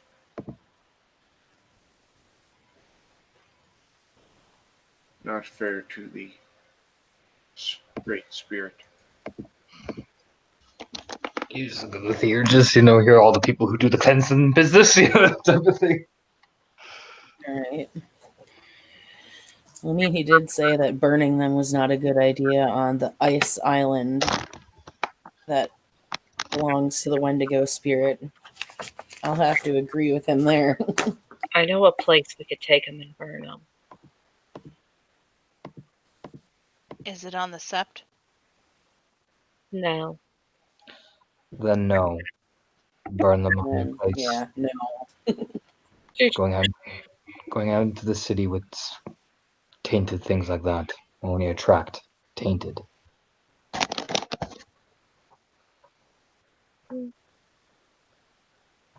Well,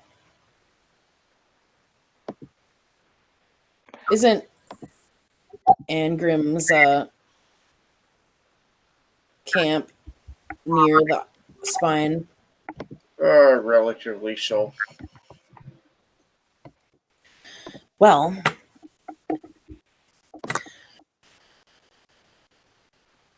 you've met Angrim. She looks at Eric, and I believe Grace was there, and Runa is what I don't know if Runa was there at that point, but he has a camp area on the Sept that is very close to here. Perhaps we take them there and bring the rites master and any other elder that needs involved there. If that is where you are taking them, I will go and alert the rites master. Well, nod. Angum is connected to the spirits as well. He will have better knowledge of helping you cleanse. Yes.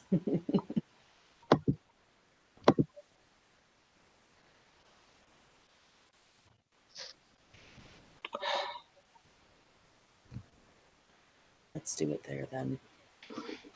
You know more about the area. I'll follow your lead then.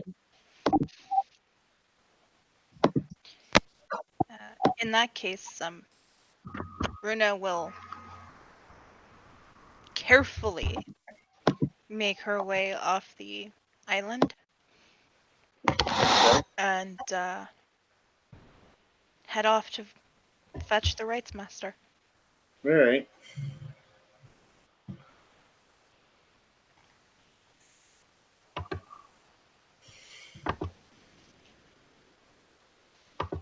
Air kind of holds the three heads in one Krynos hand. Well, two of the heads, and then the Krynos head in the other.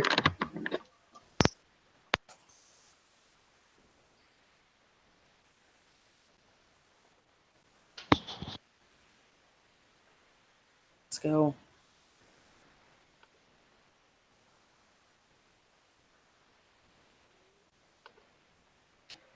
All right.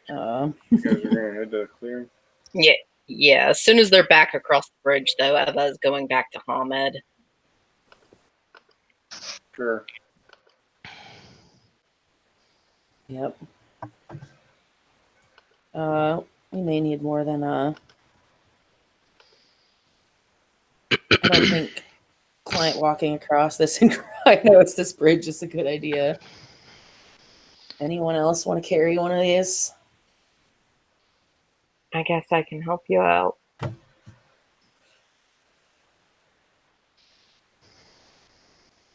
So she can shift a lupus and carry one or two of the heads, I presume. Yeah.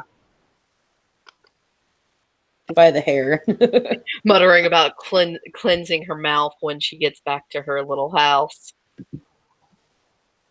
Right. Tastes wormy. Tastes worse than a hot dog found by the subway tracks. And and towards Angrim's camp area they head. All right. It's a relatively short trip to get there. Goes by uneventfully, and The moment she's over that bridge, though, she's spitting the hair out of the heads out of her mouth and going back to breed form so she can proceed carrying them by hand. Sure. Same with Eva, and she's like spitting. She even like forced herself to vomit a little.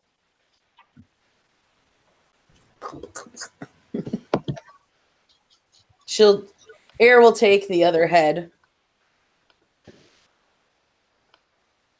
now and give her a nod and lead the way. She pulls out a little travel bottle of Purell as they're walking.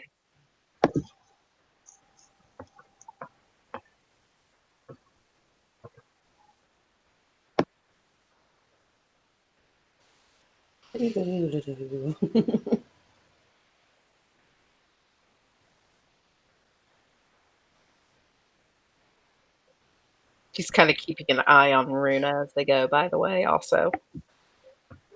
Sure. Going to assume that we need to cleanse the heads when we get back. All right. I think I have rite of cleansing.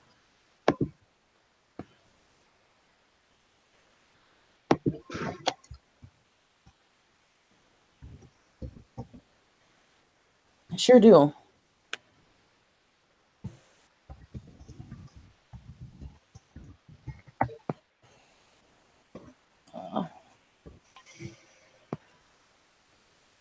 Just have to remember out of character how to. There we go, right out the gate.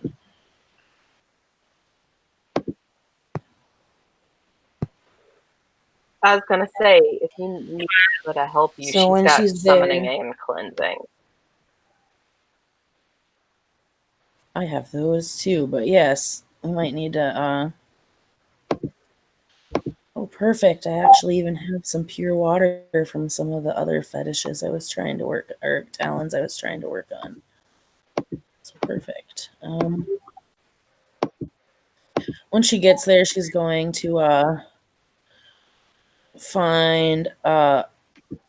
Is there a willow or a birch branch somewhere?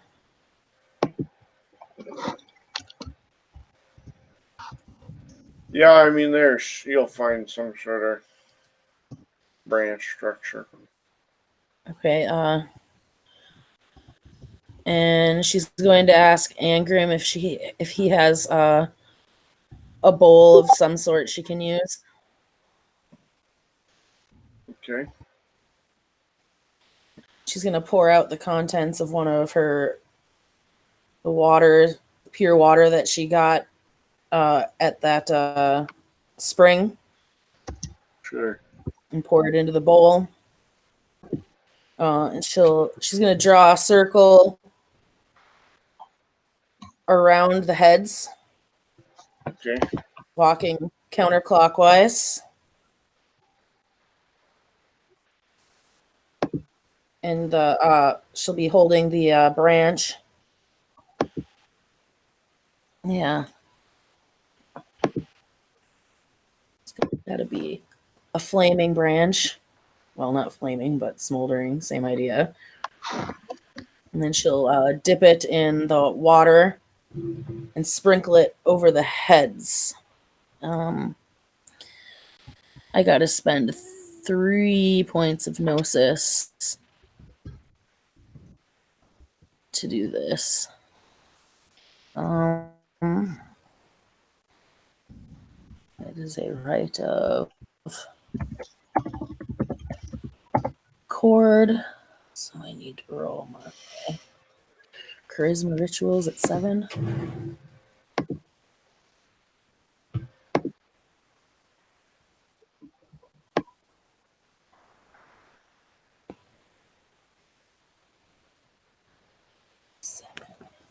Okay.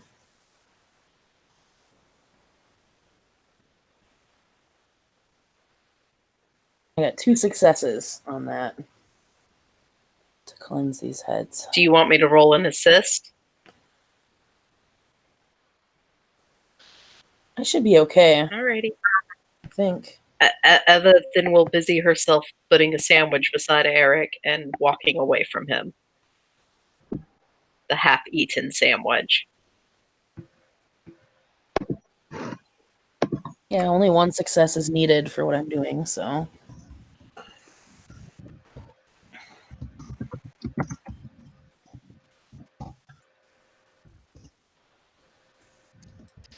All right, and now we're just gonna wait for Runan. Yeah, and Runa and the Who's this? I Rights Master suppose. show up shortly after.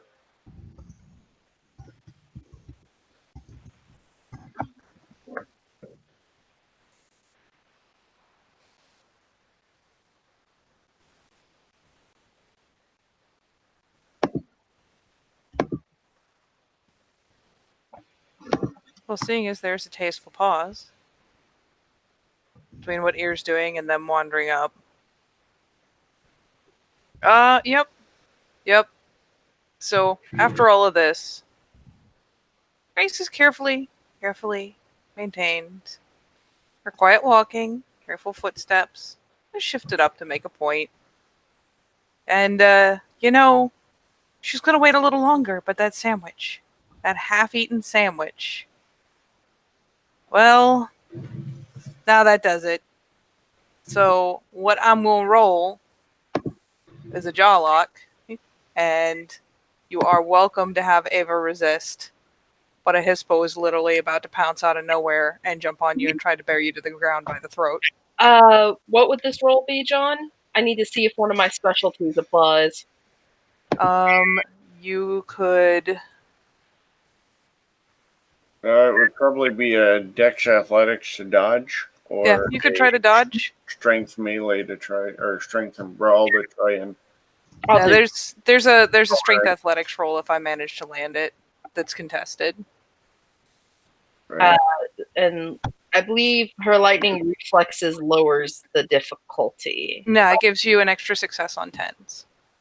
Okay. Oh, or did you have like the merit?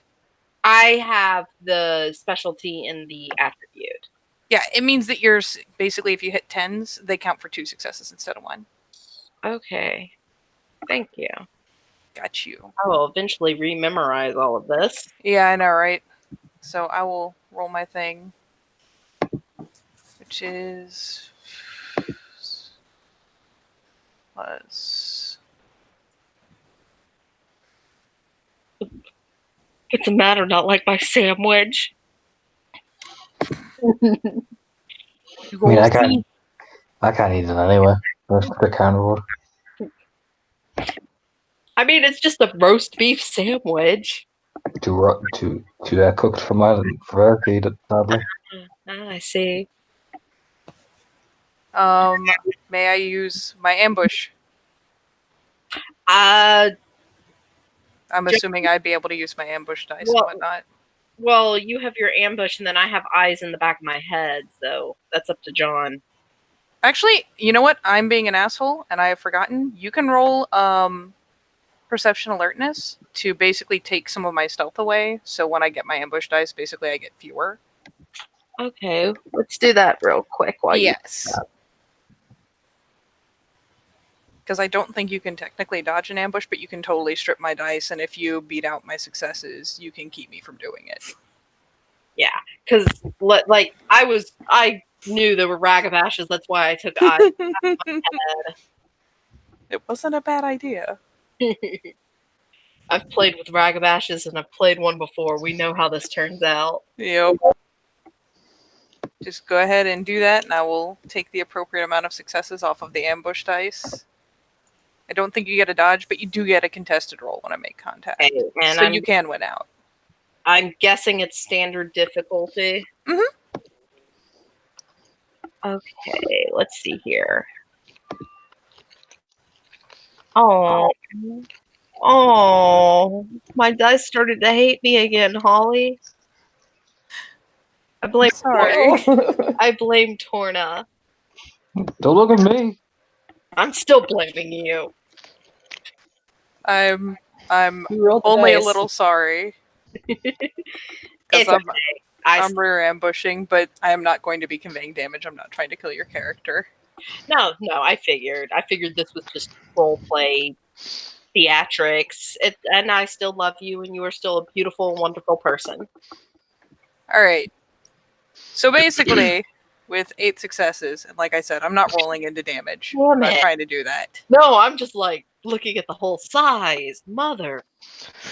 So basically, what's going to happen is you drop the sandwich, you go to take your couple steps away, and literally Hispo comes out of fucking nowhere, snags you by the back of the neck, and somehow bears you to the ground without doing you any real damage. But definitely pulls you to the ground and is standing on top of you with the maw around the back of your neck, pushing your face into the ground. And you can, like, essentially, in the following actions, like, we can either roll initiative or honestly, I'll just take turns at this point. But you can roll to try to struggle out, or you can just chill. and essentially surrender. Well, she's not much of a. She's a little bit of a coward, but not that much of a coward. She would try to get away. Okay, so what you roll is you roll a strength roll. Your difficulty is based on my stats. Hilariously, is only 5. Oh, I really hope I get this because I just noticed Wait. what my Hamid roll will be for this. And Against our attacker. And then what is your brawl score? 1. That's okay. That just means my diff is 3. But we're rolling the same thing, strength brawl. Yeah. Torna is so gonna be laughing his ass off here. Oh, 2 successes. oh, look at that. Oh, Ninika. Oh, no. I laugh at that. I was like, oh, buddy, I've been there. So at the risk of being a total dick, can I spend willpower? I want to make a point. John, I don't care if you want to let her do this. I know this is game only, and I know we're buddies out of game, so it's fine whatever she wants to do to me. Oh, Within reason. I feel I need to clarify that with some Elwad scenes I've done. Oh, buddy, let's not play that game. Yeah. Out of character, I'll just blame Runa. No, Runa's a good person. For once, Runa's actually completely external. All right, I'm gonna roll. Willpower or no, I've got more successes. Downside. Okay, you don't take any damage for struggling and flat losing. So you struggle, but not. It's a giant fucking hispo standing right on your back. And I mean, theatrically, she kind of tightens her grip. The teeth just kind of nip in a little. She's not breaking skin yet, but it's kind of bruising strength. As you start struggling, and she just tightens her grip and bears her muzzle down harder onto the ground.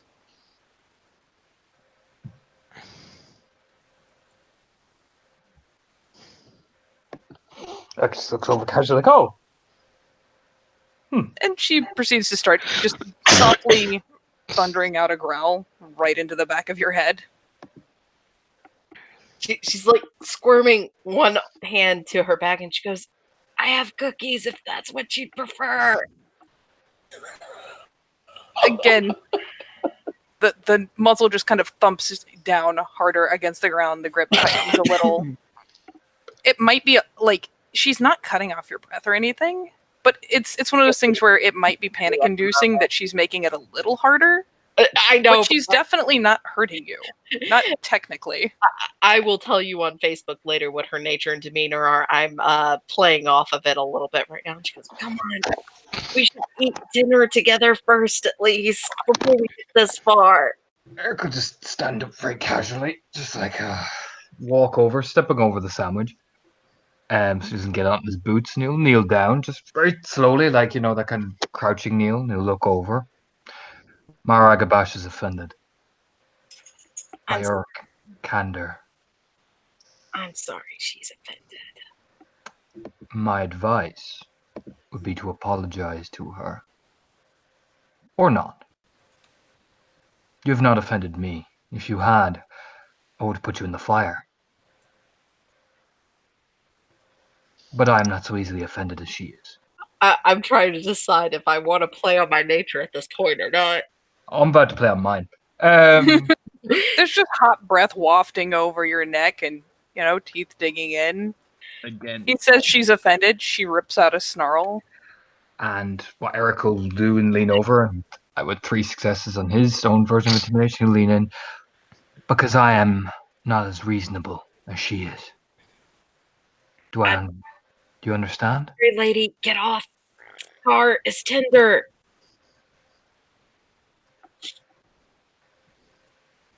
All right, the teeth are actually going to start biting in to the point where it's notably painful. She's apologized twice now to you. She's seeking submission. As long as you're squirming, she won't let go. She's not It's even squirming at the point. She's laying still. Oh, okay. I didn't know that she'd stop squirming. Her offering Eric a sandwich. So once you lay still for like a good count of 5, the grip finally loosens up.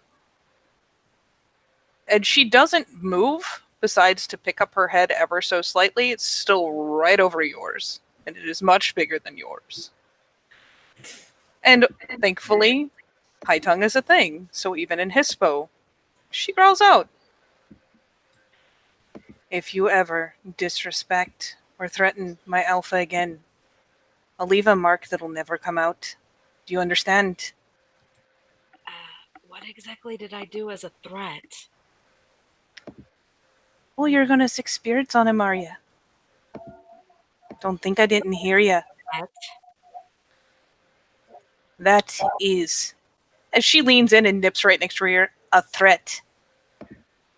Oh. Do I see this? Oh yeah. If you're walking up, you will totally see a giant Hispo just We're just bristling on standing there top of watching. this poor Bonar and Haman. Oh dear. Eric could just tilt his head like, oh, they expected the sandwich. It's not. Well, it wasn't about the sandwich. Nods to himself like, oh. Completely even forgot that I said he deserved some rats. I didn't. Do you understand? Yes, Say it like you mean it. I have.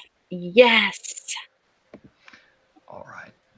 Threaten me, will you? And Eric's head, it's like, he just looks down at her. He doesn't know, doesn't react, doesn't go into credits, doesn't do anything. Just stares.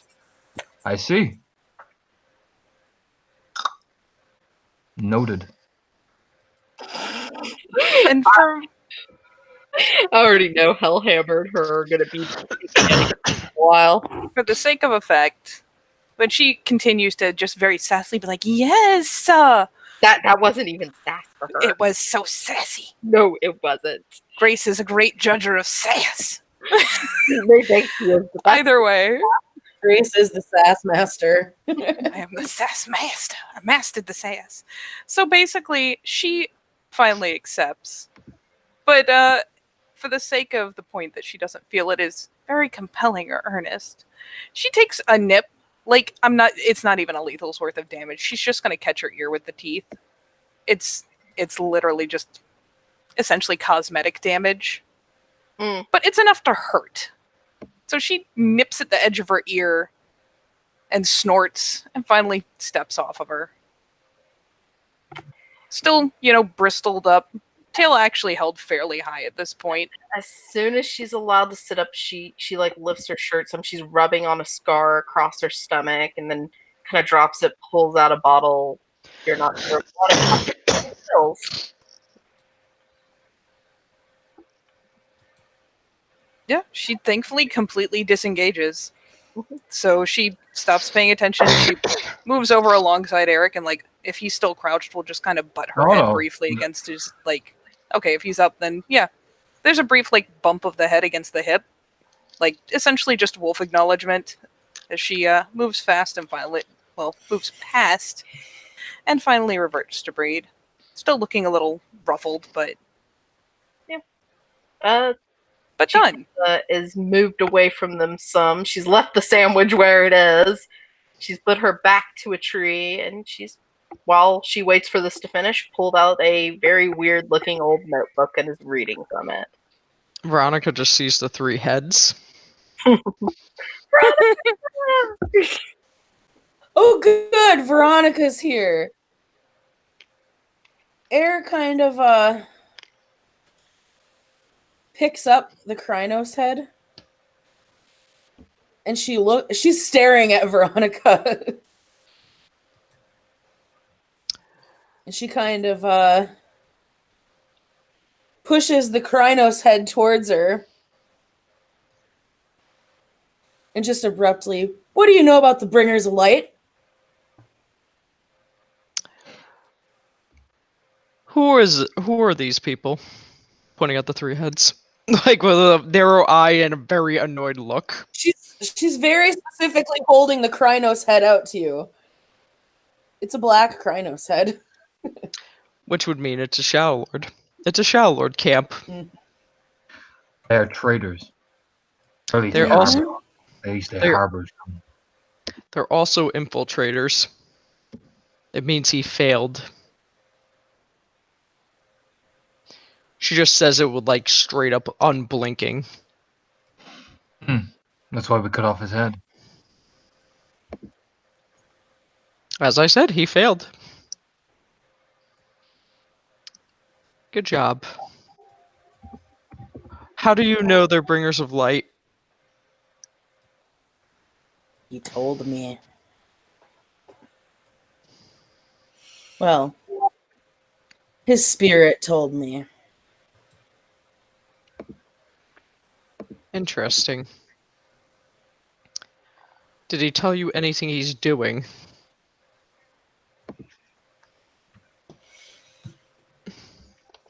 Learning the ways of the worm, using them as well.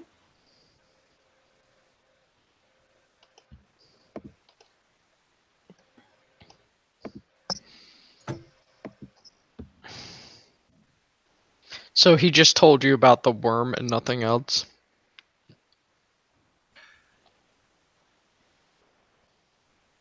No.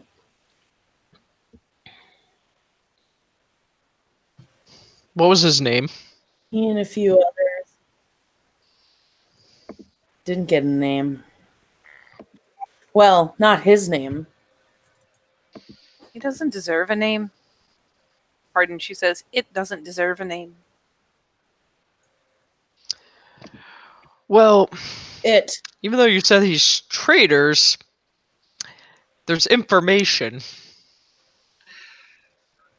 He has been murdering Guru, whether tainted or not, according to my cousin.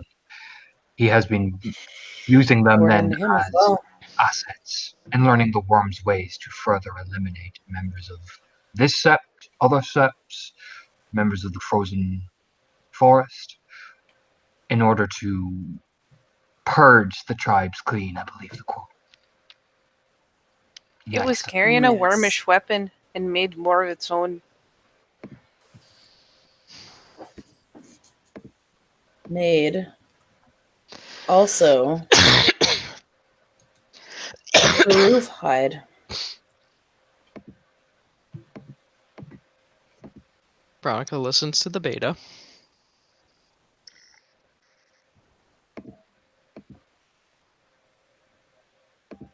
Also, His buddy here, she kind of glances at one of the other head, was wearing armor made of human flesh. you're cutting in out of game. You're cutting in and out. I didn't hear you. She said, his buddy here, and she kind of glances over at one of the heads, was wearing armor made of human flesh. Oh, was he trying to be a skin dancer, or learn how that right works? I wonder.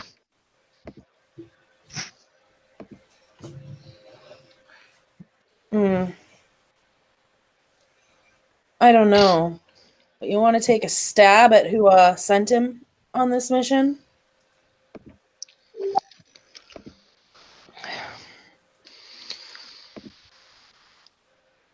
So you're asking me out of game to pick up his scent, or No. She asked, do you want to take a stab at who sent him on his little mission? John? What can I roll? Can I roll tribal lore or Garu lore? I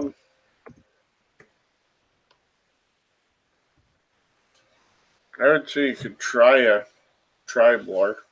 Okay. And intelligence? Yes.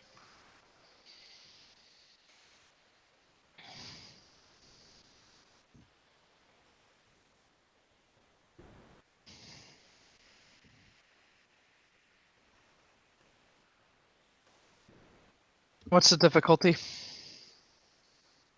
That'll be standard.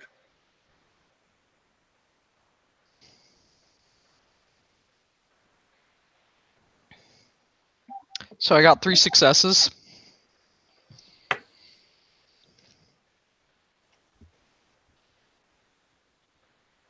All right.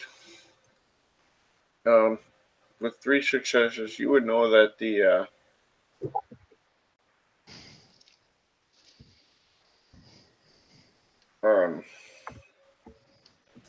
the bringers of light don't really answer to anyone in particular. They kind of have general edicts from the Margrave, but mainly they're the ones who kind of do the let's go play with things we shouldn't touch side of things. Um, but they're generally actually fairly well respected among all the tribes, simply because they're putting themselves at such a great risk. Is this one's particular behavior just indicates he failed and became corrupted, or? Not really knowing the circumstances, you wouldn't know. Okay.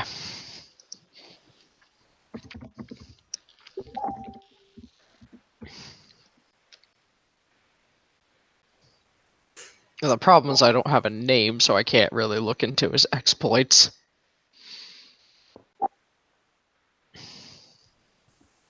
So how did you stumble upon this guy? Our Wendigo friend found him trying to infiltrate Frozen Forest, taking a group of kinfolk with him and his 2 companions. He smelled the taint, killed them. Good.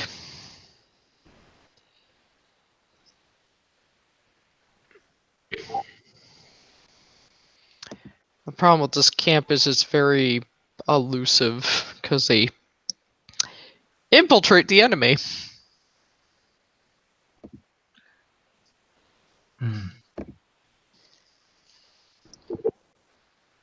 Is the enemy always other guy in Guru? It could be black spirals. John, out of game 3 successes, would I know if it's like vampires and other splats they can infiltrate? It's pretty well known that they deal with vampires too.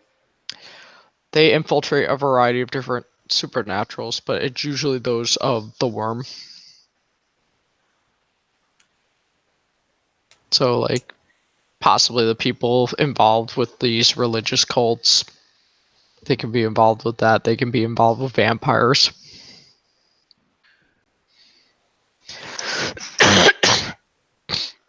It appears, at least from this one's perspective, they have been probably one of the main causes of this conflict.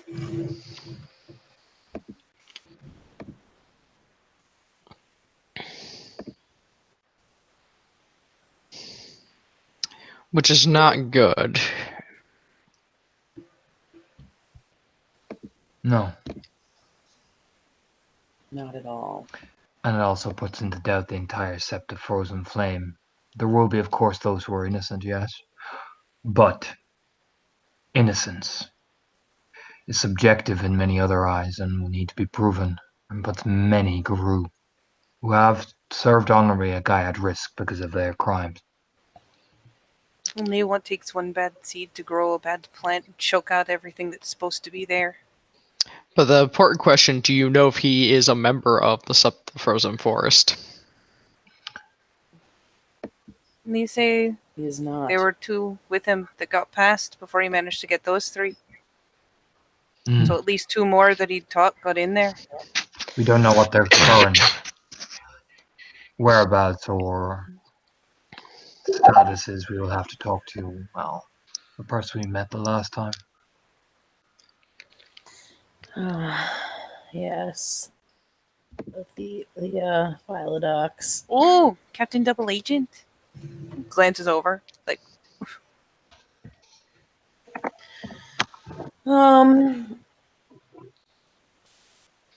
Kind of. Out of game, was the comment of the double agent a joke? Or just a...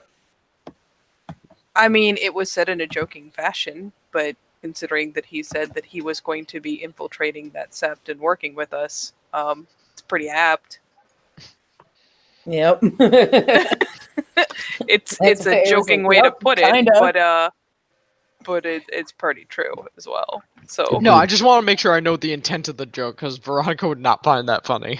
It breeds the question also that if this same man is doing so and they're trying to infiltrate the sept, how do we know we are not talking to one of them?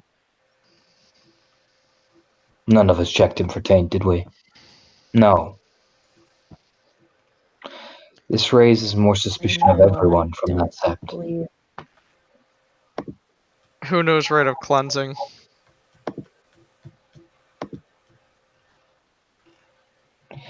I do. This calls while still flipping through the notebook.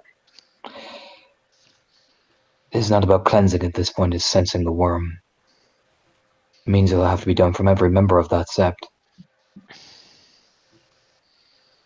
I was referring more of that right for our own members. If we're going back and forth.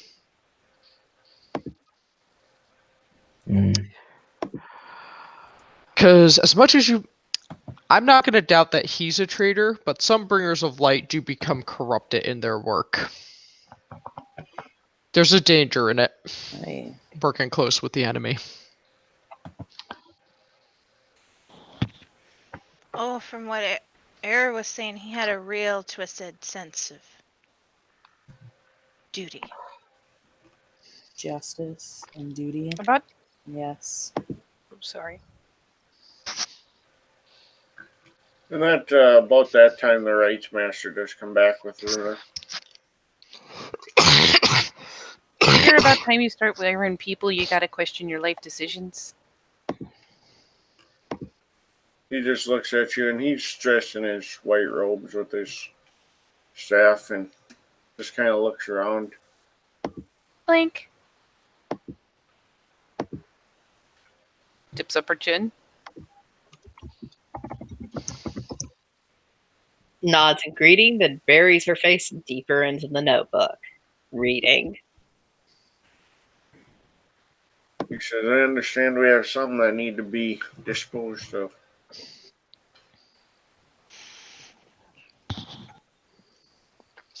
Points at ear. Yes. She motions towards the bodies. And the armor. And the weapon.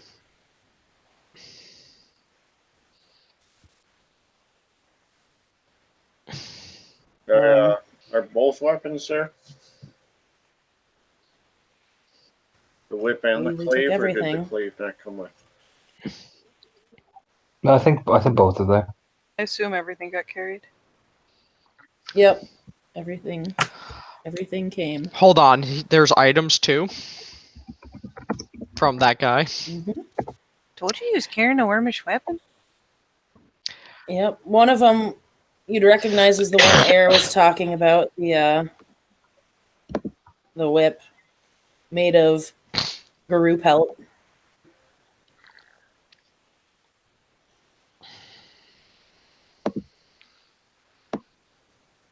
Well, those are a problem too.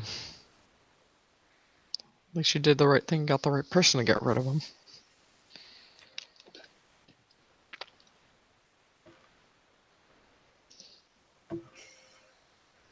The She rights even motions master towards the kind of armor. walks around all of it, and he says,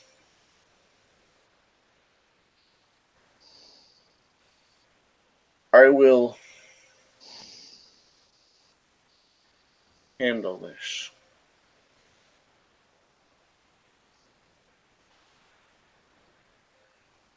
But there are rights known only to the priests that I cannot share. But rest assured, those spirits wrongfully bound will be released. Those spirits responsible for this will be bound, and all the remains will be obliterated.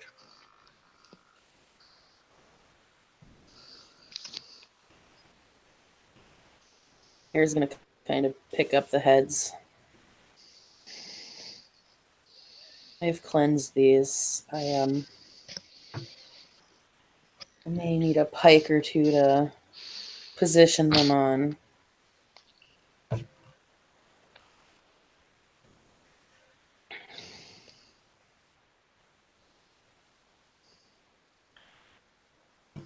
I'm sure that can be arranged.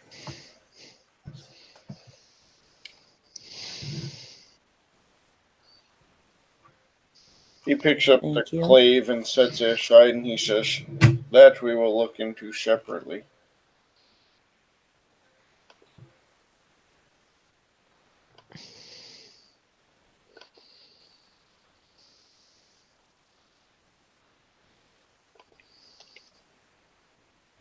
Is there anything else you wish to discuss before I handle this?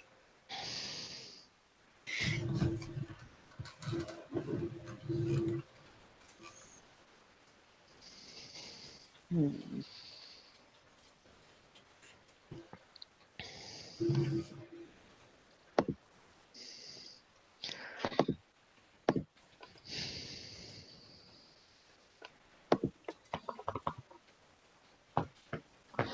Galliards will need to spread this tale of their treachery.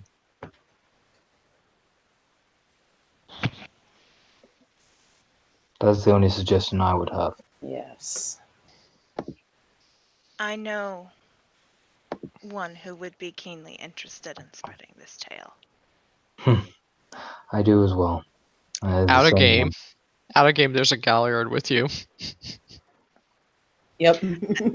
That's why Arrow's just gonna kind of glance at Veronica and say, "So do I." Aside from yourself, of course, Veronica. Hmm.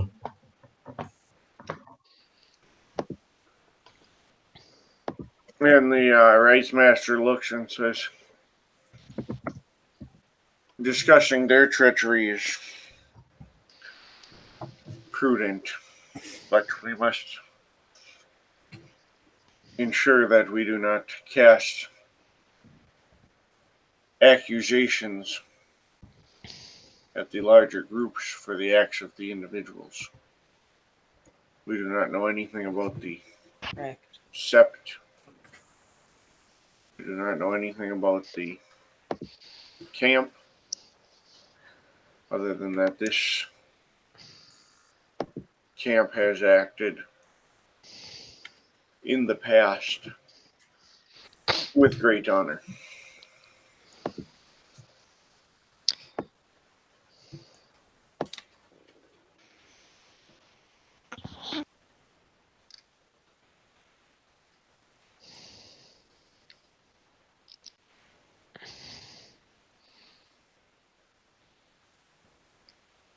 When given out of game, sorry, dealing with a cough. Veronica mentions that this camp, unfortunately, is very elusive. As much as we could discuss treachery, perhaps a cautionary tale.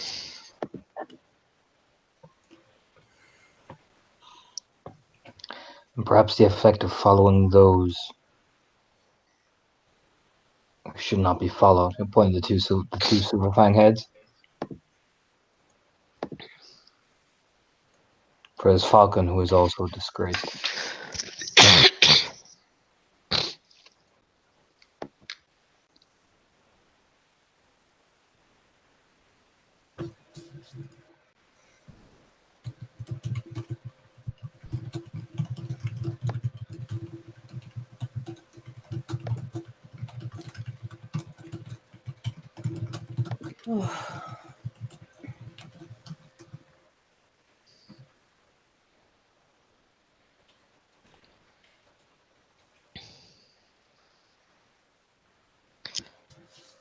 The rights master kind of begins gathering everything up then and says, "Well, I will leave it to your judgment how to handle this tale.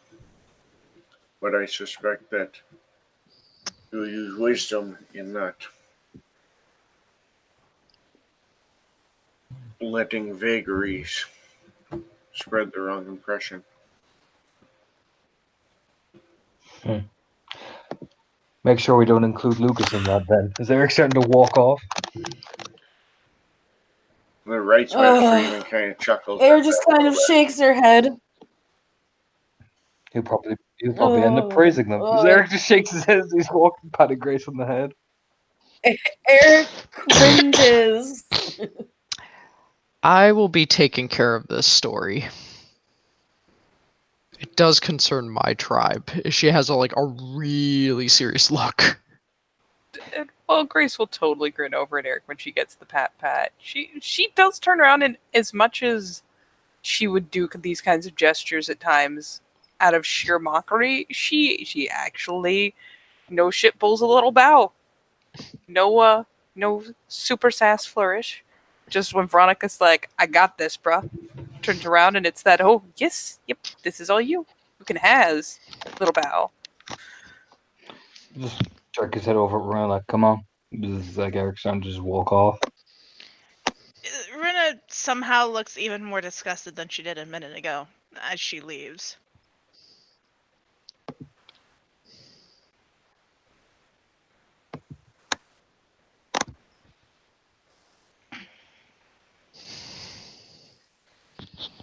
Eva is at the moment just watching them leave. Kind of mutters, "You didn't eat the sandwich." Did she pick up the sandwich? Did she come over and pick up the sandwich that she had lost before?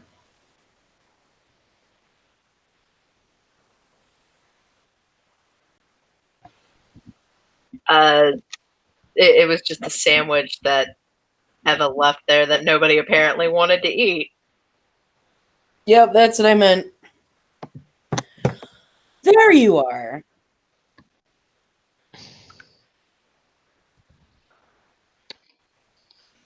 Thought you ran off. Nope. Just trying to figure out why you guys are so stern. Flip to the next page. Hold on, out of game. Is this a sub member? Sort of. She's new to town. Yep. She's like, the only note from Father about. She kind of smiles and pats Ava on the back. Care to try an introduction again? Didn't I do it correctly last time? I mean, after you reprimanded me or your cousin, I'm not really sure. Like, looks towards where Eric walked. Did? You are not introducing yourself to me this time, though. You kind of It's got good garbled there practice. for a second. If air is loud enough, Eric's just going to turn back to that slow Curtis nod in the trees that you see him do. It's like, yes, Eric, yes.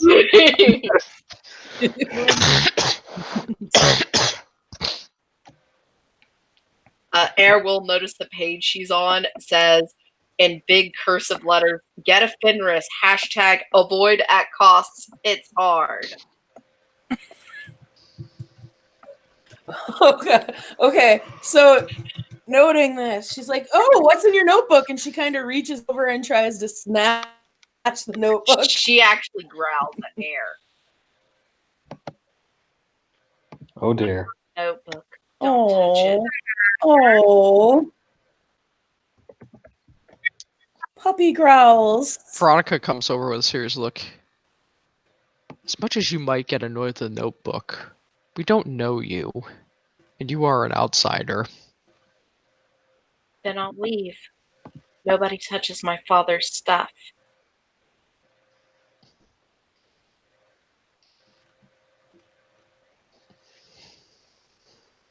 So, how about that introduction?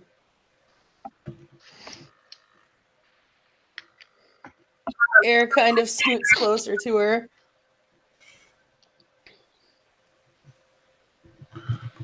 She's trying.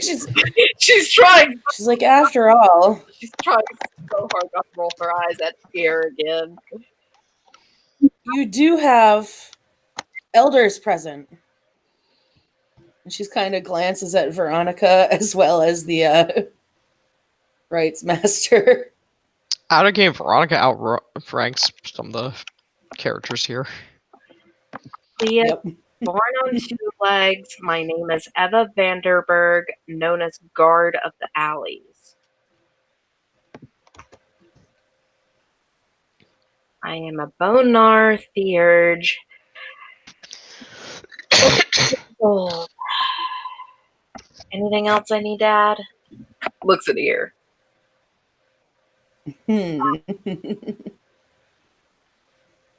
Let's see, you got You got your hospice, you got your tribe, you got your name. Rank aspect. Nope, she missed her rank. She started with her ring. She did? Okay. Yeah, I missed I it. actually did all of it this time. Just added a little sass because Grace is gone, as far as I know. There, we'll just kind of give a slow clap. Good, good. You just have to work on that attitude. Flips to next page. Shadow Lords like to steal things. Collector's knowledge. What? Stop reading over my shoulder. Shadow Lords like to steal things. Oh. I assume not everything he wrote in here. Do you hear that, Veronica? Shadow Lords like to steal things. Oh. So you think Shadow Lords enjoy stealing things, and Veronica just gives a sinister smile. She tilts her head. Like I just said, I assume everything he wrote in here isn't accurate. I mean, I would think because of the litany, the Silverfangs would get in trouble for what he wrote in here. Eric looks back. What's that small mushroom cloud back where we're coming from? Huh? Do you know what I mean? Like looking back, like what the fuck? No, in reality, he's just watching all this go down off in the distance, just doing the fucking gif there. Just yes, there, yes, be the get offenders. Do you know what I mean?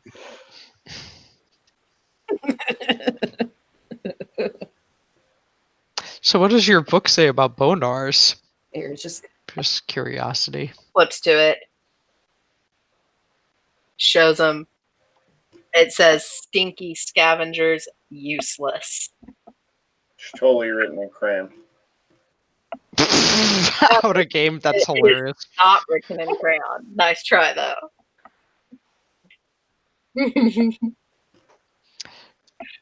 Out of game, Oh it's written my. in yellow crayon, like the color that bonars really are. Sorta. Shush.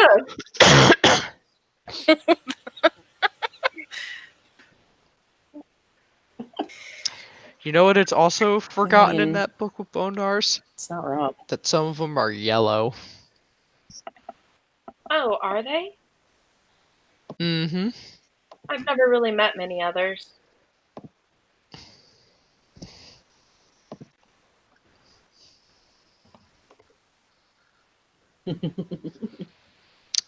Air will catch on to the reference.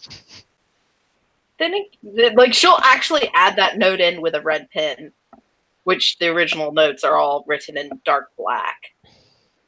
And she's like, "Well, like I mean, you and your cousin are the first Gets I've ever met. That's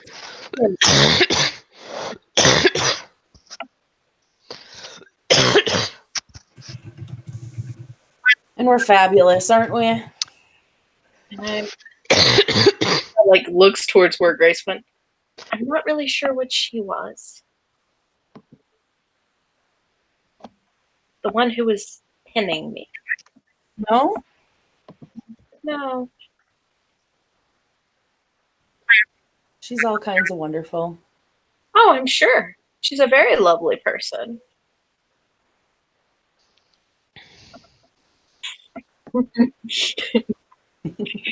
I just looked over and saw the OOC chat after I said that.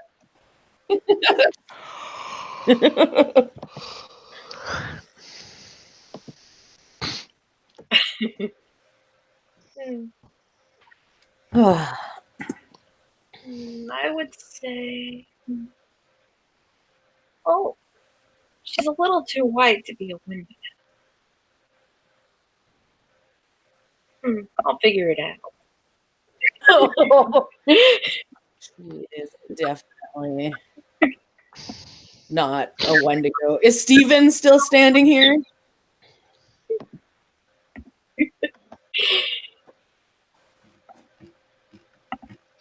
So, unless I'm needed for cleansing or anything, there anything else you need? um, quit being so stalkery. It's kind of creepy. I've never seen someone who smelled like. Good way to get knocked out. Sorry, I mean, I smelled you. You smelled like home.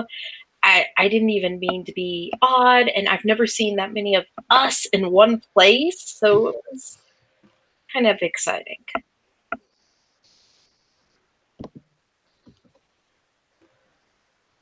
I won't follow you anymore. It's one thing to come up and say hi, but don't be all creepy about it.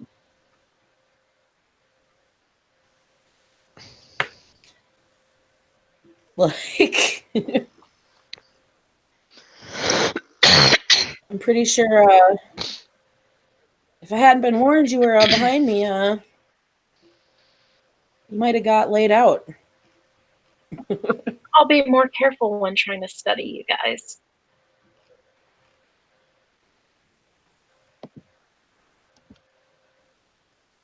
Study. It's the best way to learn is by watching others. Or reading notes your elders take, and kind of like shakes the notebook in her hand. Right. Should be careful writing all of this stuff down in a notebook. If you lose it, that's a major veil breach. Meh, yeah, it's always with me. There's no way to lose it. When I die and am burned, Yeah, sure. it's going to be burned with me, she says. The minute Ear says that, she sticks it down for sure.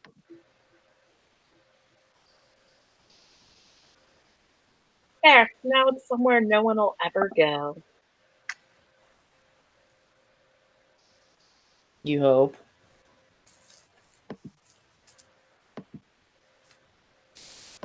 I know. That area is off limits. I ain't going there. Oh, she's kind of like, whoa. I mean, if my kin are yellow, do you even want to try and get it? Really?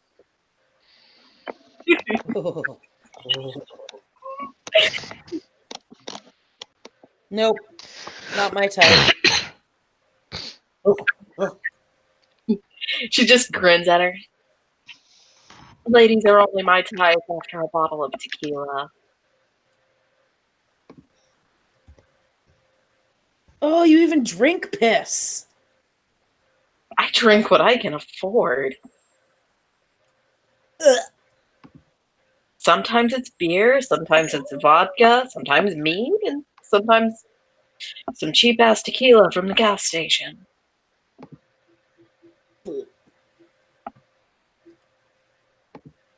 Oh, oh. I'm sorry. Oh. She is now Ugh. started to slowly try to slink away from Ear some.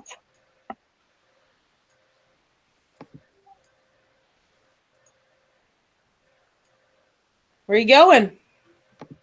I'm gonna go find a place to read. Maybe find some more people to watch and see Your titty book? hit the nose. My what? She points to her chest. Your titty book. You reading your titty book? I thought you said pity for a minute. I was like, wait, what? Yes, because that's exactly what that is, a titty book. You have fun with your yellow titty book. She kind of stops, she turns, and she comes back to Ear. I have one question, though, about one of the tribes. I haven't met one yet, and you might know them better. Are children of Gaia really just stoners who are worthless and do nothing but sit around and smoke all day?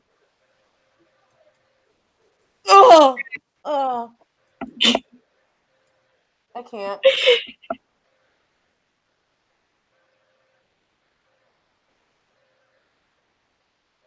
I can't.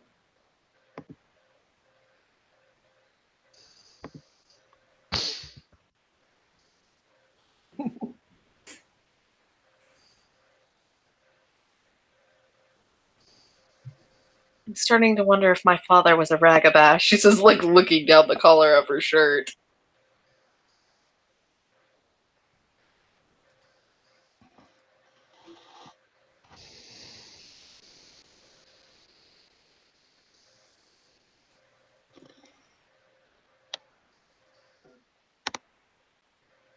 Come on, don't make me choke laughing, Holly. I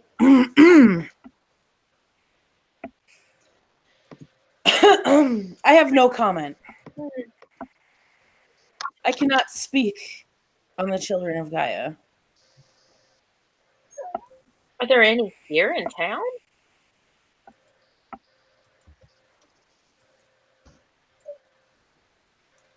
I don't know. Maybe I should try to find one to watch. God damn it, Verna.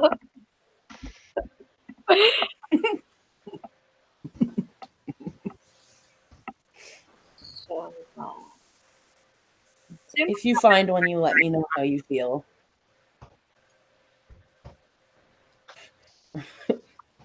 how I feel. Now I feel numb because I took meds, but yeah. Guess when I find one, I will feel satisfied to know the answer to the question. If you look for your answers, you'll find them. I can't give you answers on this one.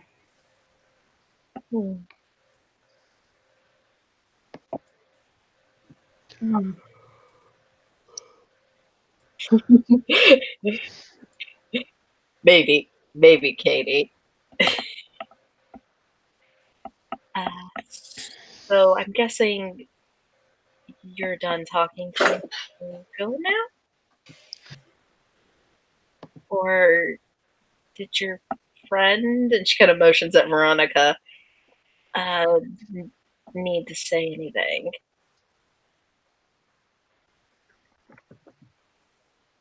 Veronica just stares at you, unblinking. She also has the physically imposing.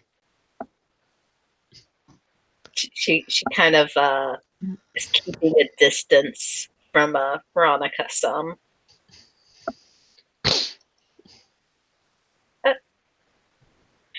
That's right. That's right, Kim. Make me play out background You know, traits. in all fairness, I've given you enough shit about introductions, and yet here I am.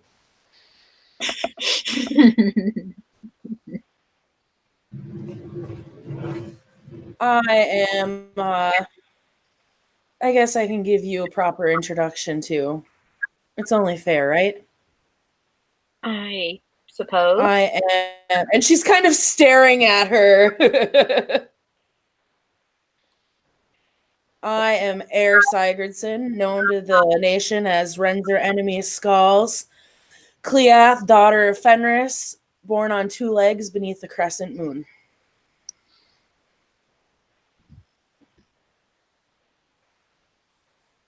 I see.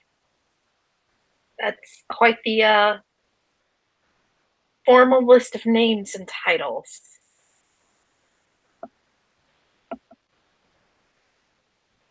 By the way, at the moment, It's a with proper being introduction. death staring and intimidating and imposing over her, she does look like she's a rabbit ready to run.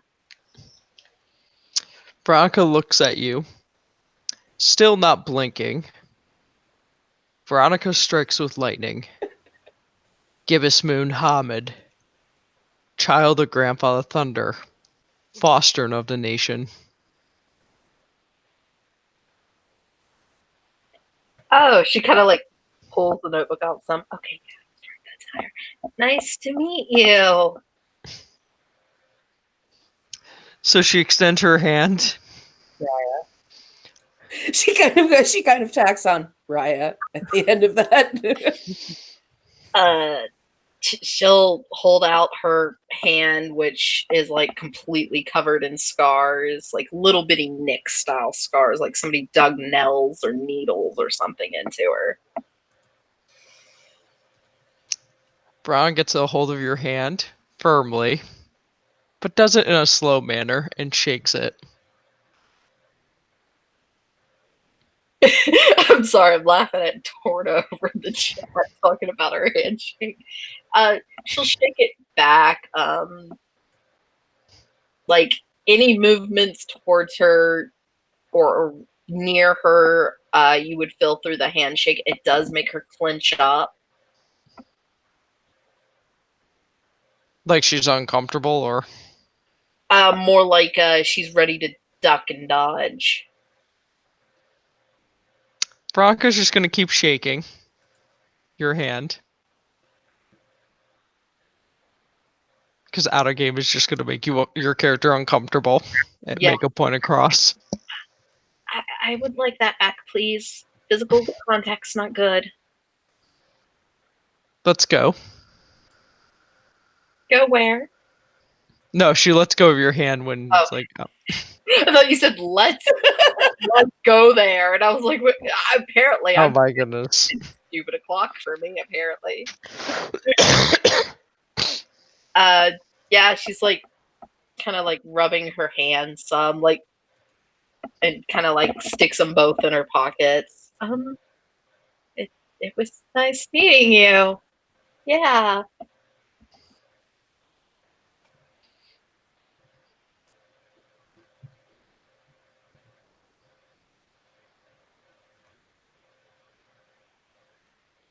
You still get a blinkless stare from Veronica.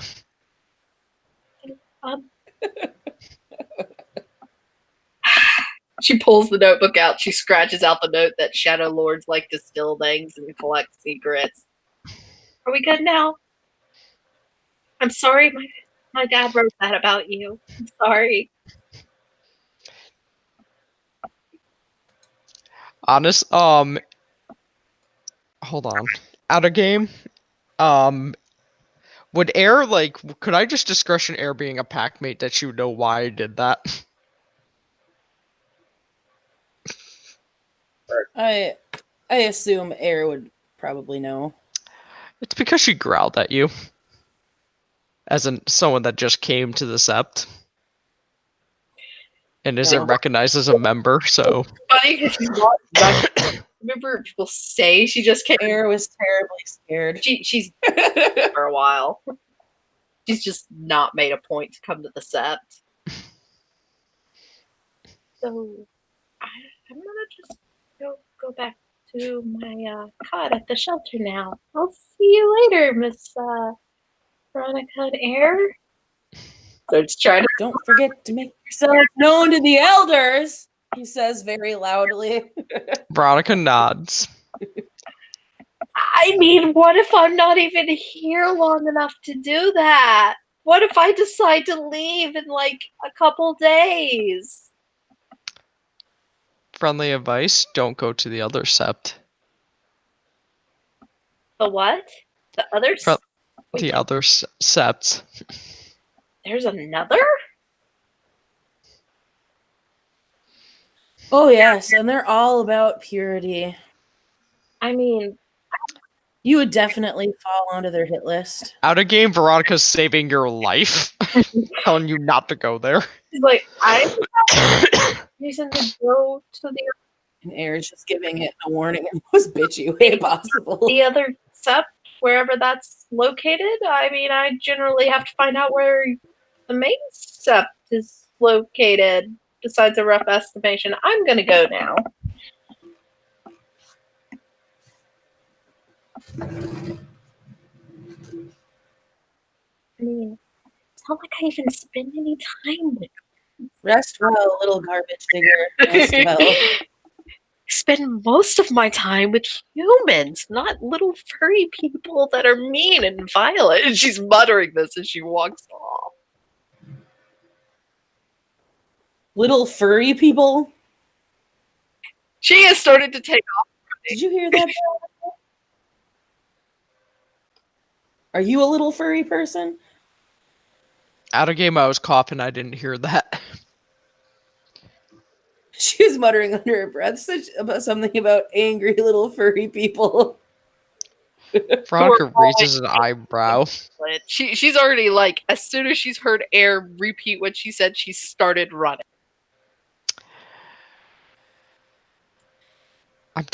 Air kind of smirks. I'm tempted to chase her. Ditto. Just make her run faster. Should we chase her? Let's do it. Veronica shifts the hispo. Yep. Air follows, and they start chasing. She is running all the way back to Bonar. the domestic violence shelter she stayed at. Air will stop. I intend on stopping at the edge of the pond. That's pretty much what Veronica's doing. She's not breaking the veil. Just The enough to nerve, little furry people. out of game is just more to make the point across to respect other sub members. Yep. So, Veronica, we have some heads to put on pikes for Eagle. We should look for those. I know exactly where they are. They're back at Angrim's camp. I cleansed them. I want, and she points to the menace. His on the top. Fair enough. I do believe it was said that some pikes could be arranged, so let's get these organized and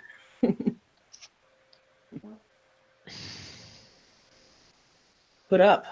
Yes, we should. Right, so you guys are gonna get your trophies mounted. Yep. And apparently when they go and get the heads, it seems that they find the bone gnar's half a roast beef sandwich that she just littered upon the sept grounds. No. Fine, because she'll take that and now the stale cupcake All from know that was left as a peace offering, and Eric did not want to eat it. Well, see, Air also has a problem to fulfill, so she's going to pick up that half a roast beef and the stale cupcake that she got from Abby in that social that she's been storing. And just to make it known in the scene, so I don't have to do a separate blue book, that's going to be her offering to the rat spirit that she talked to in the corpse scene. So she'll leave half a roast beef sandwich and a strawberry cream cheese cupcake for the rat spirit. All right.